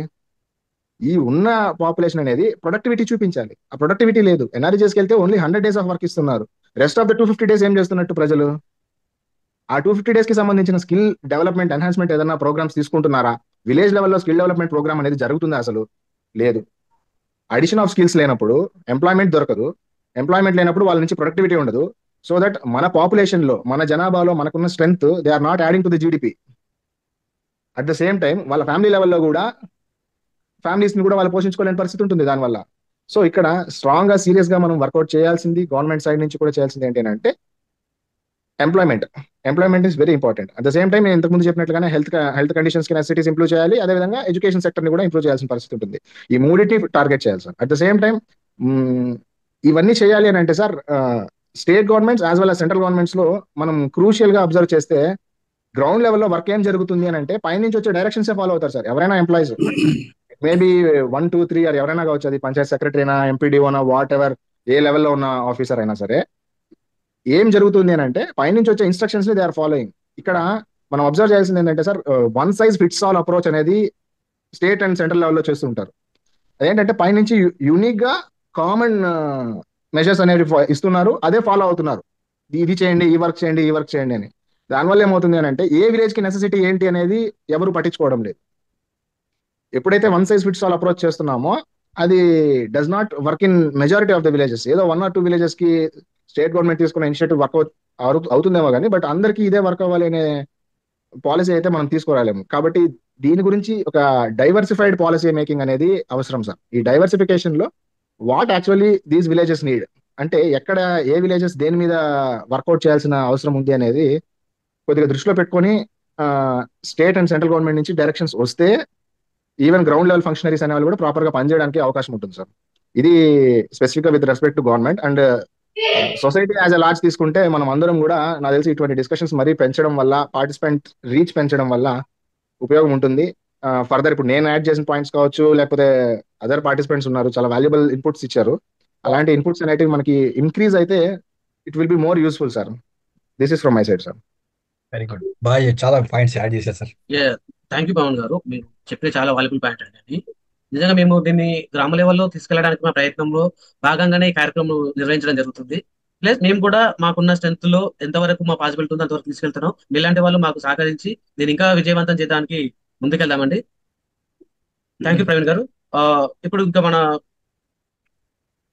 ఐలేష్ గారు, మనం మళ్ళీ ఒకసారి అడుగుదాము. సో పార్టిసిపెంట్స్ అందరికీ మీరు జాయిన్ అయినందుకు చాలా థ్యాంక్ యూ. మీరు దయచేసి మీ కాంటాక్ట్ నెంబర్స్ మన చాట్లో చెప్పినా పర్లేదు, లేదు మీరు ఒక ఫామ్ లింక్లో పంపించాము అందులో షేర్ చేసినా పర్లేదు. So we need to come together on many things to discuss. ఈ కంటిన్యూటీ ఉండాలంటే మనము అందరము మన డీటెయిల్స్ అన్ని మనం షేర్ చేసుకోవాల్సిన అవసరం ఉంది. ఒక రియలిస్టిక్, ఒక మంచి అవగాహనతో ఉన్నటువంటి ఒక మంచి ఈ మన సోషల్ కాన్షియస్ రెస్పాన్సిబిలిటీ ఉన్నటువంటి ఒక టీమ్గా మనం బిల్డప్ కావాల్సినటువంటి అవసరం ఉంది. మనం ఫ్రీక్వెంట్గా కనెక్ట్ కావాలంటే మనకు మన యొక్క కాంటాక్ట్ డీటెయిల్స్ షేర్ చేసుకోవాలి మనము. Please consider this as important. I think you all realise that information. So thank you for sharing information of all of you. ఇంకా ఎవరైనా షేర్ చేయని వాళ్ళు ఉంటే please share those numbers so that we can be in touch. Seema గారు, మీ network cut ఉందండి, మీరు మాట్లాడగలుగుతారా? మనము ఐలేష్ గారు just let us restrict 2 minutes. మీరు కన్సైజ్ గా చెప్పండి మన అనుకున్నటువంటి విషయం మీద. మన ముందున్నటువంటి ఏదైతే ప్రశ్న వేసుకున్నామో కన్సైజ్ గా చెప్పండి. Not more than 2 minutes because అందరూ మాట్లాడాల్సిన అవసరం ఉంది. మణిమారన్ గారు మాట్లాడుతూ అంటున్నారు. Let him speak once. Manimaran గారు. So thank you sir. So నా పేరు మణిమారన్, నేను justice movement of India one of the member. So మన ఈ రోజు టాపిక్ అనేది చాలా ఇంపార్టెంట్ టాపిక్. అంటే గ్రామ అభివృద్ధి మన స్టేట్ గవర్నమెంట్ గా, సెంట్రల్ గవర్నమెంట్ గా వాళ్ళ యొక్క పార్ట్ ఎంతవరకు ఉంది ప్రాక్టికల్ కండిషన్స్ లో అనేది ఈ డిస్కషన్ లో ఒక ఎజెండా.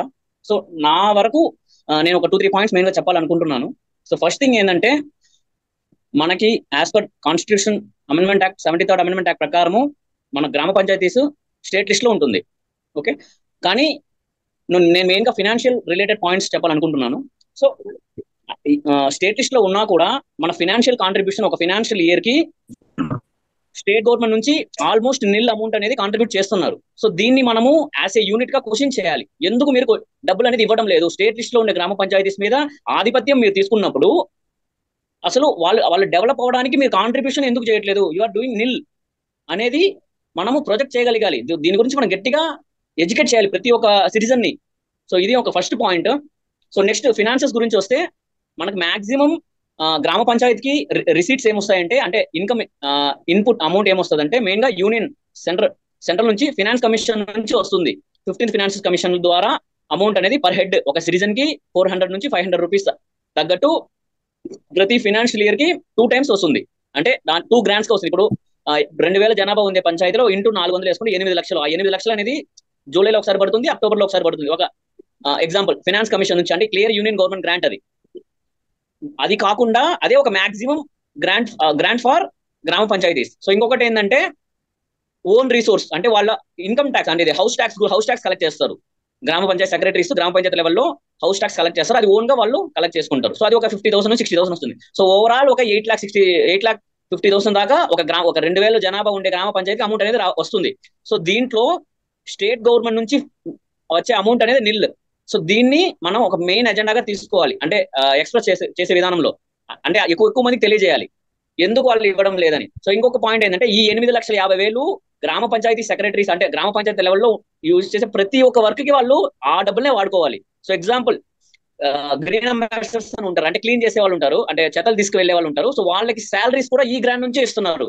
అసలు వాళ్ళకి శాలరీస్ కూడా స్టేట్ గవర్నమెంట్ అనేది ఇవ్వడం లేదు. సో ఇప్పుడు నా పాయింట్ ఏంటంటే, అట్లీస్ట్ గ్రీన్ అంబాసిడర్స్ అంటే గ్రామ పంచాయతీలో శానిటేషన్ వర్కర్స్ కన్నా ఈ finance grant, own resource grant కాకుండా స్టేట్ గవర్నమెంట్ అనేది వాళ్ళ యొక్క శాలరీ అనేది పే చేయగలిగేలాగా మనము ప్రెషర్ చేయగలగాలి. సో ఇది ఒక పాయింట్.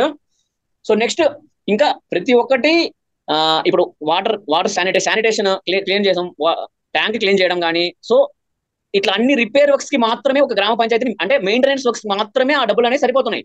అంటే ఒక 1 year కి సంబంధించిన మోటార్ రిపేర్ కానీ, పంప్ సెట్ రిపేర్ కానీ, ఒక చిన్న అన్ని వర్క్స్ కి ఈ గ్రీన్ అంబాసిడర్ శాలరీస్ దీనికే సరిపోతున్నాయి. ఇంకా పర్మనెంట్ డెవలప్మెంట్ కి ఏది అసలు అమౌంట్ అనేది సరిపోవడం లేదు. సో ఇంకొక మెయిన్ పాయింట్ ఏంటంటే ఎలక్ట్రిసిటీ బిల్ కట్టాలి. గ్రామ పంచాయతీ యూజ్ చేసే స్ట్రీట్ లైట్స్ కానీ మోటార్స్ కానీ ఎలక్ట్రిసిటీ బిల్లు మనం ఆ వచ్చిన గ్రాంట్ లోనే కట్టాలి. సో ఇవన్నీ మనం కట్టుకుంటూ పోతా అంటే అసలు మన ఓన్ పర్మనెంట్ అసెట్ క్రియేషన్ అనేది ఏముంది అక్కడ?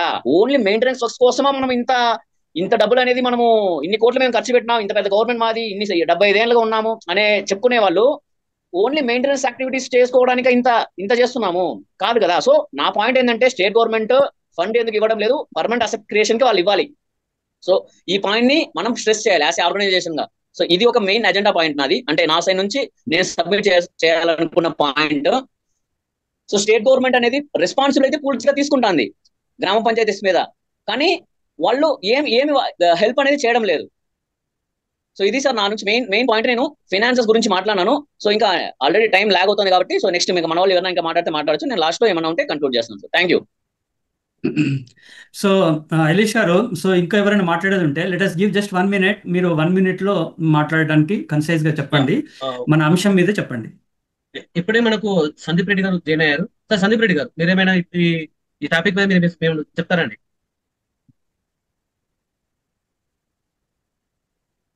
హలో ఓకే, సో ఇప్పుడు ఎవరు సురేందర్ గారు, 1 minute మీరేమైనా? సురేందర్ గారు,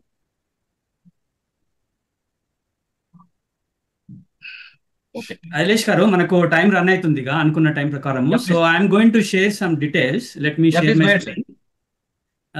సో లెట్ us సమ్మరైజ్. మనం ఇంకొక ఒక నిమిషం ఎవరైనా మాట్లాడతారంటే we will keep silent, we will give time. Gautam గారు మీరు మాట్లాడతారా? మాట్లాడండి. Yeah please. సార్, మన దగ్గర గ్రామ పంచాయత్ డెవలప్మెంట్ ప్లాన్స్ అనేవి ఉంటాయి అన్నమాట. సో ఈ గ్రామ పంచాయత్ డెవలప్మెంట్ ప్లాన్స్ గ్రామ సభ నుంచి ఇన్పుట్స్ తీసుకొని, ముందు జరిగిన వాటి గురించి ఫీడ్బ్యాక్స్ తీసుకొని ప్రతి సంవత్సరం తాలూకు డెవలప్మెంట్ ప్లాన్స్ చేయాలి. మా మండల్ రామంపేట మండల్, మా మండల్లో 16 గ్రామాలు ఉన్నాయన్నమాట. 16 గ్రామాలకి ఒక్క గ్రామం మటుకే గ్రామ పంచాయత్ డెవలప్మెంట్ ప్లాన్ ఉన్నది. సో దేనికి డెవలప్మెంట్ ప్లాన్ లేదు. డెవలప్మెంట్ అంటే ప్రభుత్వం బాధ్యత మాత్రమే అనేది ఒక జనాలలో ఒక ఫిక్స్డ్ మైండ్ సెట్ అయిపోయింది సార్. నాకు ఎక్కడ ప్రాబ్లం అనిపిస్తుంది అంటే, ప్రతి సంవత్సరం ఊర్లో ఒక 3-4 గుళ్ళు ఉంటే చేసుకోదనట్లే. 3-4 గుళ్ళు ఉంటే 3-4 గుళ్ళకు సంబంధించిన దేవతల జాతర చేసుకునే కెపాసిటీ ఉన్న ఊర్లో, ప్రతి కులానికి ఒక కుల సంఘం బిల్డింగ్ కట్టుకునే కెపాసిటీ ఉన్న ఊర్లో మాకు ఒక డ్రైనేజ్ కావాలి అని అడిగే సోయలేదు. ఆ వాసనలోనే బతుకుతారు. నాకు 20-30 ఏళ్ళు, నా 30 ఏళ్ళ నుంచి అదే వాసన. ఆ వాసనలోనే బతుకుతారు. మా స్కూల్లో ఒక టాయిలెట్ కావాలి అని అడిగే సోయి లేదు. ఈ సోయి లేనంత కాలం there will be people exploiting us. So what I feel, జనాల్లో ఈ అంటే అభివృద్ధి బాధ్యత నాది కూడా అనే సోయి అయితే రావాలి. అది రాంది ఏమి మారదు అనేది నా opinion sir. Yeah, valid points చెప్పారు గౌతమ్ గారు. Thank you Gautam. శివ, మీరేమైనా చెప్తారా?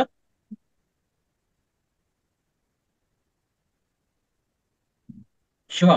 యా, థ్యాంక్ యూ హరీష్ గారు. Good evening one and all. Myself Shivakumar.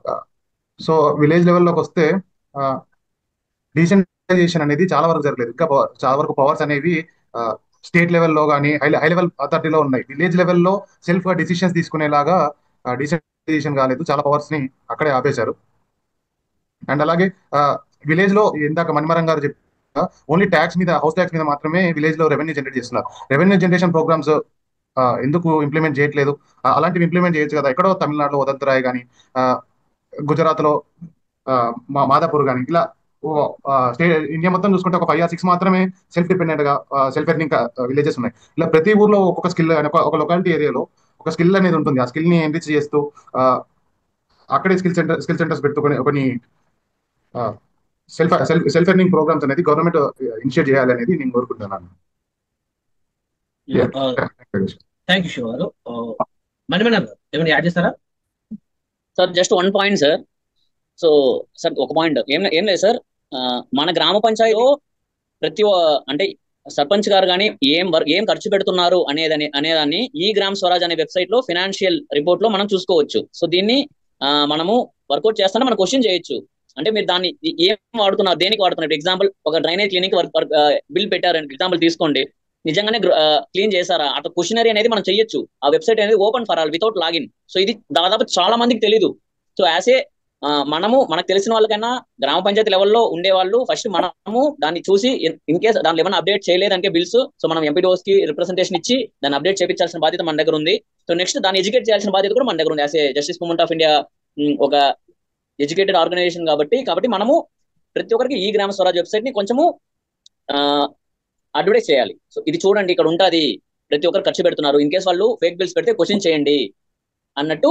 అంటే దేని మీద ఖర్చు పెడుతున్నారు, వచ్చిన డబ్బులు దేని మీద ఖర్చు పెడుతున్నారు అనేది ప్రతి ఒక్కరు చూడొచ్చు. సో దాన్ని మనం ప్రతి ఒక్కరు చెప్పాలి సార్. సో ఇది ఒక point. Thank you.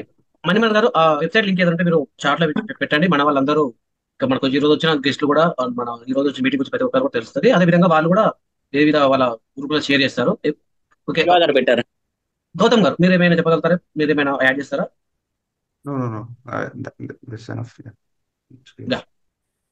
Fine. Ramesh గారు please go head. Okay, so మన పార్టిసిపెంట్స్, మన వక్తలు చాలా మంచి విషయాలను చెప్పారు. మంచి సూటిగా, కన్సైజ్గా, మంచి ఇన్ఫర్మేషన్ అంటే కానీ మంచి ఒక సొల్యూషన్ ఓరియంటెడ్ విషయాలను చెప్పడం జరిగింది. సో నేను ఇక్కడ I'm going to summarise couple of things. Before summarising I want to share couple of details before the audience. ఇప్పుడు మన అందరికి తెలిసిందే, మన soul of India lives in its villages. మన విలేజ్ పెరిష్ అయితే ఇండియా విల్ పెరిష్ టు అనేది మన అందరికీ తెలిసిన విషయమే. మన ఫౌండింగ్ ఫాదర్స్ ఒక కాన్స్టిట్యూషన్ ఇచ్చారు మనకు. మన దేశము విలేజ్ స్థాయి నుంచి ఒక హోలిస్టిక్ చేంజ్ రావాలి, democratic decentralisation, social inclusion, cooperative federalism, ఈ దిశగా మన భారత సమాజం ఉండాలనేది ఫౌండింగ్ ఫాదర్స్ ఒక కాన్స్టిట్యూషన్ ఇచ్చి అద్భుతంగా ఈ భారత సమాజం ఇట్లా ఉండాలి అనేది ఒక దిశానిర్దేశం చేశారు. అయితే మన కాన్స్టిట్యూషన్ లో ఏమున్నది అని అంటే, ప్రెజెంటేషన్ మోడ్కి వెళ్ళండి సార్. మీరు అంటే మామూలు ఉన్నారు, ప్రెజెంటేషన్ మోడ్కి వెళ్తే పెద్దగా పడుతుంది సార్ అక్షరాలు.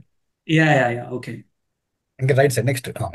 All right. సో ఏమైందంటే, ఇప్పుడు దీనికి మన కాన్స్టిట్యూషన్ లో ఇప్పటి వరకు ఏమున్నది అని అంటే, 1992లో 73 and 74th అమెండ్మెంట్ వచ్చింది. అప్పటి వరకు మనకి ఏమున్నదంటే ఓన్లీ ఆర్టికల్ 40లో directive principles of state policy. It directs the state to organise village panchayats and empower them appropriately.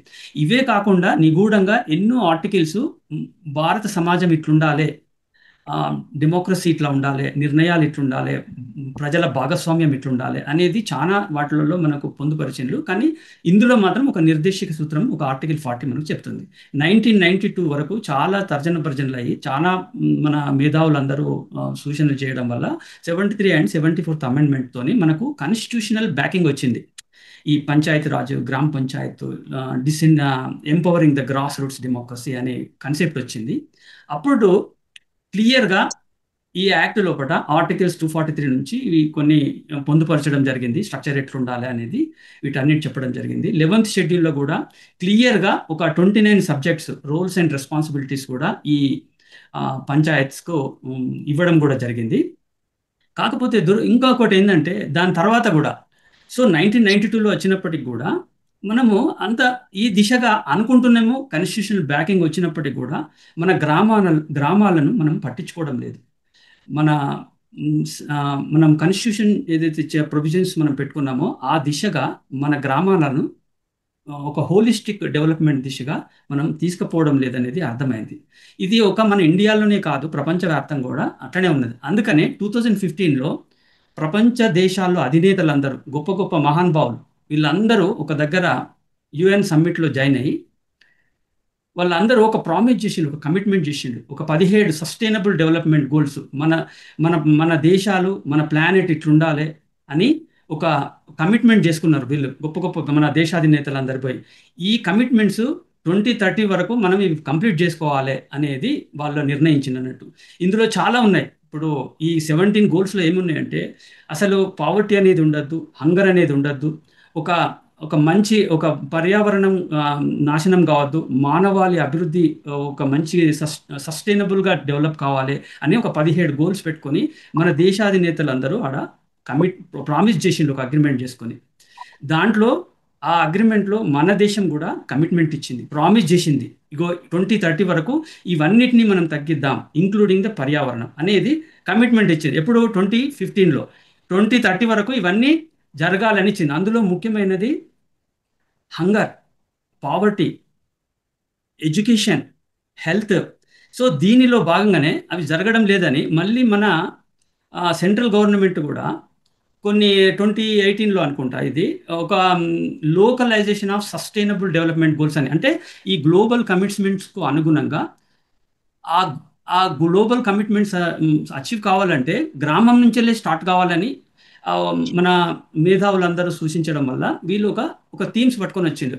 Localisation of sustainable development goals, అంటే లోకల్ నుంచెల్లే, గ్రామాల నుంచెల్లే ఈ ప్రక్రియ స్టార్ట్ కావాలని ఒక 9 థీమ్స్ పెట్టుకొని చాలా రోజు ఈ పిక్చర్తోని కొన్ని ఒక ప్రణాళికను తయారు చేసిండు, ఒక పాలసీని తయారు చేసిండు. అందులో ఈ 9 థీమ్స్లో ఏంటంటే మీరు గమనించినట్లయితే poverty free and enhanced livelihoods in village. చూడండి, economic development is one of the themes. Health, a healthy village. ఇంకోటి చైల్డ్ ఫ్రెండ్లీ విలేజ్, మంచి శానిటేషన్ ఉండాలని. వాటర్ సఫిషియెంట్ విలేజ్, ఒక ప్యూరిఫైడ్ మంచి డ్రింకింగ్ వాటర్ ఉండాలనేది. ఒక గ్రీన్ విలేజ్ ఉండాలని. సెల్ఫ్ సఫిషియెంట్ ఇన్ఫ్రాస్ట్రక్చర్ ఉండాలనేది. సోషల్ జస్టిస్ ఉండాలనేది. ఇట్లా మళ్ళీ ఇంకోటి గుడ్ గవర్నెన్స్ కూడా విలేజ్ లెవెల్ నుంచి వెళ్ళే జరగాలనేది. అంటే ఇట్లా మంచి థీమ్స్ పెట్టుకున్నాం. ఒక రోజు ఈ పిక్చర్ని పెట్టుకుంటున్నాం. ఎప్పటి నుంచి వెళ్ళి మనము మన కాన్స్టిట్యూషన్ వచ్చి 77 years అయినప్పటికీ కూడా, తర్వాత 1992లో కాన్స్టిట్యూషనల్ బ్యాకింగ్ ఇచ్చినప్పటికీ కూడా, వివిధ పాలసీలలో మంచి రోజు ఈ పిక్చర్స్తోనే మనం పాలసీ డాక్యుమెంట్ తయారు చేసుకున్నప్పటికీ కూడా ఈ రోజు మన గ్రామాలు ఎట్లున్నాయి అనేది మన అందరికి తెలిసిన విషయం. సో ఇక్కడ ముఖ్యంగా మనం చెప్పబోయేది ఏంటంటే డెమోక్రటిక్ డిసెంట్రలైజేషన్ అనేది జరగడం లేదు. పీపుల్స్ పార్టిసిపేషన్ లేదు. వాటికి ఒక 20 ఎన్ని సబ్జెక్ట్స్ ఇచ్చారు ఇక్కడ వాళ్ళకు 29 సబ్జెక్ట్స్ ఇచ్చినప్పటికీ కూడా వాళ్ళకు వనరులు ఇవ్వడం లేదు. ఇప్పుడు మన స్టేట్ గవర్నమెంట్ యొక్క మినిస్టర్స్ వీళ్ళందరూ పోయి ఏమంటారు, స్టేట్ యొక్క ఆటానమీ భంగపరుస్తున్నది, ఫెడరలిజం విరుద్ధంగా అదే మన సెంట్రల్ గవర్నమెంట్ వ్యవహరిస్తుంది అనేది కామెంట్ ఎప్పటికీ చేస్తుంటారు. కానీ మరి వీళ్ళు ఏం చేస్తున్నారు, ఇప్పుడు లోకల్ సెల్ఫ్ గవర్నెన్స్ని వీళ్ళు ఏ విధమైనటువంటి పాత్ర పోషిస్తున్నారు? కాన్స్టిట్యూషనల్ బ్యాకింగ్ ఉన్నప్పటికీ, చట్టబద్ధత ఉన్నప్పటికీ కూడా వీటికి కావాల్సినటువంటి విధులు వీళ్ళు నిర్వర్తించుకోవడానికి, ఆ గ్రామాన్ని వాళ్ళు అభివృద్ధి చేసుకోవడానికి ఏ విధమైన సహాయ సహకారాలు అందించకుండా అరకొర డబ్బులు ఇచ్చి, మన మిత్రులు చాలామంది చెప్పారు ఎలా ఫండ్స్ అరకొర డబ్బులు ఇచ్చినాయి కూడా ఏ పొలిటికల్ అజెండాతోనే అవి ఖర్చు చేయబడుతున్నది. గ్రామ అభివృద్ధి, ఒక హోలిస్టిక్ అభివృద్ధి జరగకపోవడానికి కారణాలు ఏందనేది మన అందరికీ తెలిసిన విషయమే. సో ఇది 2022లో మన ఆర్బీఐ కూడా ఒక రిపోర్ట్ ఇచ్చింది. ఆ రిపోర్ట్ ప్రకారం ఏంటంటే గ్రామాలను మనము డెమోక్రటిక్ డిసెంట్రలైజ్డ్ దిశగా తీసుకుపోవడం లేదు. వాటిని సఫిషియెంట్గా ఫండ్స్ ఇవ్వడం లేదు. వాటిని ఇన్ఫ్రాస్ట్రక్చర్గా డెవలప్మెంట్ చేయడం లేదు అనేది బాగా తేటతెల్లం చేసినాయి. సో ఇక్కడ ముఖ్యంగా మన వక్తలు చెప్పినట్టుగా అసలు మనం ఏం చేయాలి? ఈ హోలిస్టిక్ చేంజ్ రావాలంటే, ఈ డెమోక్రటిక్ డిసెంట్రలైజేషన్ కావాలంటే, ఈ సోషల్ ఇంక్లూషన్ కావాలంటే, ఒక ఫెడరలిజం అనేది కన్స్ట్రక్టివ్గా మన దేశంలో జరగాలి అన్నప్పుడు ఏం చేయాలి మనం అంటే, మనకు ఏమనిపిస్తుందంటే మన వక్తలు చెప్పినట్టుగా కలెక్టివ్ రెస్పాన్సిబిలిటీ లేదు, సోషల్ కాన్షియస్నెస్ లేదు, మెజారిటీ పీపుల్ లోపల పొలిటికల్ మ్యాచ్యూరిటీ లేదు. ఇప్పుడు మన డెవలప్డ్ కంట్రీస్లో తీసుకుంటే ఎలక్టరల్ మ్యాచ్యూరిటీ, ఇప్పుడు ఏదో ఓటు వేసినా అయిపోయింది అని అనుకుంటున్నారు తప్ప, ఓటు అనే దాన్ని మనము సరైనటువంటి లీడర్షిప్ను, ఒక చిత్తశుద్ధి, అంకిత భావం, క్యారెక్టర్ ఉన్నటువంటి లీడర్స్ను మనం ఎన్నుకోకపోవడం వల్ల, అది గ్రామ స్థాయి నుంచి వెళ్ళే జరగకపోవడం వల్ల మన దేశం ఇట్లున్నది. ఇప్పుడు విలేజ్లు మన అందరికీ తెలిసిందే, ఎంత స్కూల్ విధ్వంసమైనవి, అన్ని రకాలుగా పర్యావరణం విధ్వంసం అవుతుంది, శాండ్ మాఫియా, అన్ని రకాలైనటువంటి మాఫియాలు గ్రామ స్థాయి నుంచి వెళ్ళి దేశ స్థాయి వరకు ప్రజల జీవన ప్రమాణాలతో అతలాకుతలం చేస్తున్నాయి. సో దీనికి ముఖ్య కారణం ఏంటంటే వాట్ వి ఫీల్ ఇప్పుడు అందరూ సమ్మరైజ్ చేసిన దాన్ని బట్టి మనకు అర్థమైంది ఏంటంటే సోషల్ కాన్షియస్నెస్, సోషల్ రెస్పాన్సిబిలిటీ, ఒక కలెక్టివ్ రెస్పాన్సిబిలిటీ అనేది లోపించింది. ఇంకొకటి పొలిటికల్ మ్యాచ్యూరిటీ, పొలిటికల్ ప్రాసెస్లో, ఈ పొలిటికల్ డెమోక్రటిక్ ప్రాసెస్, రిప్రజెంటేటివ్ గవర్నెన్స్లో ప్రజల అవగాహన లేదు. So that means electoral maturity. దీనికి ముఖ్యమైన కారణం లీడర్షిప్ క్రైసిస్. మన గ్రామాల నుంచి మన దేశం వరకు కూడా ఒక కమిటెడ్ లీడర్షిప్, ఒక ట్రూ లీడర్షిప్ అంటే సెల్ఫ్లెస్గా పనిచేసే, రియల్గా మన గ్రామ స్థాయి నుంచి వెళ్ళి ఈ విధంగా డెవలప్మెంట్ కావాలి. ఇప్పుడు మనం రోజు పిక్చర్ ఇచ్చాం, we having good policy documents, but implementation is not happening. Implementation ఎప్పుడైతుంది? చిత్తశుద్ధి, అంకిత భావం కలిగినటువంటి లీడర్షిప్ ఉన్నప్పుడే ఈ డెవలప్మెంట్ అనేది జరుగుతుంది. ఎంతకాలం వెస్టెడ్ ఇంట్రెస్ట్తోని మనం ఎటువంటి నాయకత్వాన్ని తీసుకొస్తాం పొలిటికల్ సిస్టమ్ లోపల, అది మన అందరికి తెలిసిందే. మరి దీనికి కారణాలు ఏంది? సో సోషల్లీ కాన్షియస్ ఇండివిజువల్స్ కూడా దీనికి ముందుకు రావడం లేదు. ఇప్పుడు మన ప్రవీణ్ గారు చెప్పినట్టుగా ఇంత మంచి అంశాన్ని పెట్టినప్పుడు కూడా ఈ 2 రాష్ట్రాల నుంచి వెళ్ళి కూడా 17-20 మందిమే జాయిన్ అయినాం. అందరూ దాన్ని ఇగ్నోర్ చేస్తున్నాం. మనం ఇప్పుడు అందరం కామెంట్ చేస్తున్నాం కానీ ఒక సొల్యూషన్ దిశగా ముందుకు తీసుకుపోవడం లేదు. మన వీరేష్ గారు అన్నట్టు, థోమస్ గారు అన్నట్టు మనము ఒక సొల్యూషన్ ఇవ్వాలి. If you want to become true leaders, we have to find a solution rather than commenting or criticizing. We need to find a solution. అందుకే ఇప్పుడు జాయిన్ అయినటువంటి వక్తలందరూ కూడా మనం కలెక్టివ్గా మనం ఎప్పటికప్పుడు ఈ సమస్యల మీద కనెక్ట్ కావాలి, ఆలోచించాలి, మనం ఒక సొల్యూషన్ ఫైండ్ చేయాలనేది. ఇంకోటి మంచి లీడర్షిప్ను మనం గ్రామ స్థాయి నుంచి డెవలప్ చేసినప్పుడే మనం డెమోక్రటిక్ డిసెంట్రలైజేషన్ అయితే అవుతుంది, హోలిస్టిక్ చేంజ్ పట్టుకురాగలుగుతాం. ఇప్పటికైనా మించిపోయింది లేదు. We need to find solutions for this. మనం ఇట్లా ప్రాబ్లం ఉన్నదని చెప్పడం కాకుండా మనం ఆ ప్రాబ్లానికి సొల్యూషన్ ఇచ్చినప్పుడు, మనం ఒక కలెక్టివ్ రెస్పాన్సిబిలిటీ ఉండే విధంగా మనం ఒక ఎన్విరాన్మెంట్ క్రియేట్ చేసినప్పుడు మనం తప్పనిసరిగా మనము ఈ గ్రామాలను అభివృద్ధి చేసుకోవచ్చు. గ్రామాలు అభివృద్ధి అయినప్పుడు మనం దేశం కూడా అభివృద్ధి అయినట్టే. సో ఈ దిశగా మనం వెళ్ళాల్సినటువంటి అవసరం ఉందని చెప్తూ, మీరు మంచి మంచి అభిప్రాయాలు షేర్ చేశారు, ఒక కన్స్ట్రక్టివ్ సజెషన్స్ ఇచ్చారు. సో దీనికి మీకు అందరికీ కృతజ్ఞతలు. రానున్న వీక్స్లో కూడా మేము ఈ గ్రామ పంచాయతీ అనే సబ్జెక్ట్ మీద, ఎందుకంటే షార్ట్లీ ఈ గ్రామ పంచాయతీ ఎలక్షన్స్ మన తెలంగాణలో పెడుతున్నారు కాబట్టి దీని మీద మనం ఎక్కువ మందికి రీచ్ చేసి ఒక అవేర్నెస్ క్రియేట్ చేసి అసలు గ్రామ పంచాయతీలో ఒక మంచి లీడర్షిప్ను తీసుకురావడానికి మనవంతుగా మనం పని చేయాలనేటువంటిది ఒక మంచి ఉద్దేశంతో ఈ యొక్క సిటిజన్స్ డైలాగ్స్ పెట్టడం జరుగుతుంది. దయచేసి మీరందరూ వీటన్నిటిలో రానున్న సిటిజన్స్ డైలాగ్ ఈవెంట్స్లో కూడా మీరు పార్టిసిపేట్ అయ్యి ఒక ప్రిపేర్ అయ్యి రండి. మీరు ఒక 2 minutesలో ఒక సొల్యూషన్ ఓరియంటెడ్గా, మన థామస్ గారు, వీరేష్ గారు చెప్పినట్టుగా ఒక సొల్యూషన్ ఓరియంటెడ్ విధంగా మనం ఎక్కువ మందికి ప్రజలను ఎట్లా చైతన్యం చేయగలుగుతాం, గ్రామాల్లో ఒక మంచి నాయకత్వాన్ని ఎలా తీసుకురాగలుగుతాం, ఆ వనరులను కన్స్ట్రక్టివ్గా మనం ఎట్లా ఉపయోగించి మన గ్రామాలను హోలిస్టిక్గా ఎట్లా వాటిని డెవలప్ చేయగలుగుతాం అనే దిశగా మనం ప్రయత్నం చేయాలని కోరుకుంటూ, సో ఈ యొక్క ఈవెంట్కి వచ్చినటువంటి అందరికీ పేరు పేరున కృతజ్ఞతలు. So thank you very much all. Ramesh గారు. ఏం లేదు సార్, చాలా మంచి పాయింట్ చెప్పారు. ఈ పీపీటీ కూడా మన గ్రూప్ లో సెండ్ చేయండి సార్. చాలా అంశాలు పెట్టారు అందులో. ఈ నేను ఇంకా చాలా ఉంది, ఎందుకంటే I don't want to take much of the time of our. అయితే ఇప్పుడు మనం అందరం మీరు అన్నట్టు సమస్యలు చెప్పాము, మీరు అన్నట్టు యాక్చువల్గా ప్రిపేర్ రాలేదు. నేను కూడా యాక్చువల్గా మొన్న మీరు చెప్పినప్పుడు చేద్దాం ప్రిపేర్ అవుదాం అనుకున్నా కానీ ప్రిపేర్ కాలేదు. కానీ but only we are finding problems, వాటికి సొల్యూషన్స్ మనం అన్నట్టు ప్రిపేర్ చేస్తేనే బెటర్. క్రిస్పీగా మీరు అన్నట్టు ఒక 2 minutesలో 3 minutesలో ప్రాబ్లమ్స్ ఏంటి, సొల్యూషన్స్ ఏంటి మనం చెప్తే కనుక that will be more effective sir. చాలా విషయాలు బాగా చెప్పారు సార్, ఎక్సలెంట్. అవునవును, అదే థ్యాంక్ యూ. అదే అంటున్నా, మన వక్తలు మీరు అందరూ చెప్పినట్టుగా కలెక్టివ్ రెస్పాన్సిబిలిటీ లేదు, సోషల్ కాన్షియస్ ఉన్నటువంటి వాళ్ళు లేరు, ఎందుకులే అన్నట్టుగానే ఉన్నది. ఇప్పుడు మనం డెవలప్డ్ కంట్రీస్లో చూసుకుంటే, ఇప్పుడు నేను అమెరికాలో ఉన్నాను, గత కొన్ని సంవత్సరాలుగా నేను అబ్జర్వ్ చేస్తున్నాను. పొలిటికల్ మ్యాచ్యూరిటీ, ఎలక్టరల్ ప్రాసెస్ లోపల 100% రెస్పాన్సిబిలిటీ అండి వాళ్ళు. That is so critical for us. We have to choose right leaders, right individuals to the right positions. ఒక సొసైటీలో ఇంపార్టెంట్ పొజిషన్స్ మీద మనందరికీ తెలిసింది ఎవరిని కూర్చోబెడుతున్నాం చట్టసభల్లో. ఇప్పుడు ప్రతి అంశం, ఒక పాలసీ ప్రతి పౌరుని యొక్క జీవన ప్రమాణాలను నిర్దేశిస్తుందండి. వాడు పుట్టినప్పటి నుంచి చచ్చేదాకా ఈ పాలసీస్ అన్ని వాళ్ళ మీద ప్రభావం పడుతుంటుంది, కానీ దాన్ని ఇగ్నోర్ చేస్తున్నాం మనం. సో ఈ అవగాహన లేదు. Political maturity is important. మన దేశంలో ముఖ్యమైన పెద్ద ప్రాబ్లం ఏంటంటే leadership crisis. We have no leadership who are honest, who are committed, who are passionate, right? ఇప్పుడు మనకు ఒక డాక్యుమెంట్ ఉంది, కాన్స్టిట్యూషన్ ఉంది, ఆ దిశగా మన సమాజాన్ని తీసుకుపోవడం లేదు కదా. 1950, 1960s వరకు మన అందరము మేధావులందరూ ఒక కామెంట్ చేసేది, illiteracy is the main reason for under development of our India అని. మరి ఇప్పుడు ఇంత లిటరసీ ఉన్నది, ఇంత ప్రొఫెసర్స్ ఉన్నారు. అప్పుడు 36% లిటరసీ ఉంటే ఈరోజు 80% దాకా పోయింది. మరి వాట్ ఈస్ హ్యాపెనింగ్ నౌ కదా? So leadership is the crisis. మనము గ్రామ స్థాయి నుంచి our responsibility is to produce leaders, passionate persons, committed. ఒక చిత్తశుద్ధి, అంకిత భావనలను మనం డెవలప్ చేసినప్పుడే మన గ్రామాలను అభివృద్ధి చేసుకోవచ్చు, మన దేశాన్ని అభివృద్ధి చేసుకోవచ్చు. So this is what we need to do. Finally ఏంటంటే చట్టసభల్లో మంచి వాళ్ళను మనం కూర్చోబెట్టుకోవాలి. అప్పుడే మంచి చట్టాలు వస్తాయి, మంచి పాలసీస్ వస్తాయి, వాటిని మనం కరెక్ట్గా ఇంప్లిమెంట్ కూడా చేసుకోగలుగుతాం.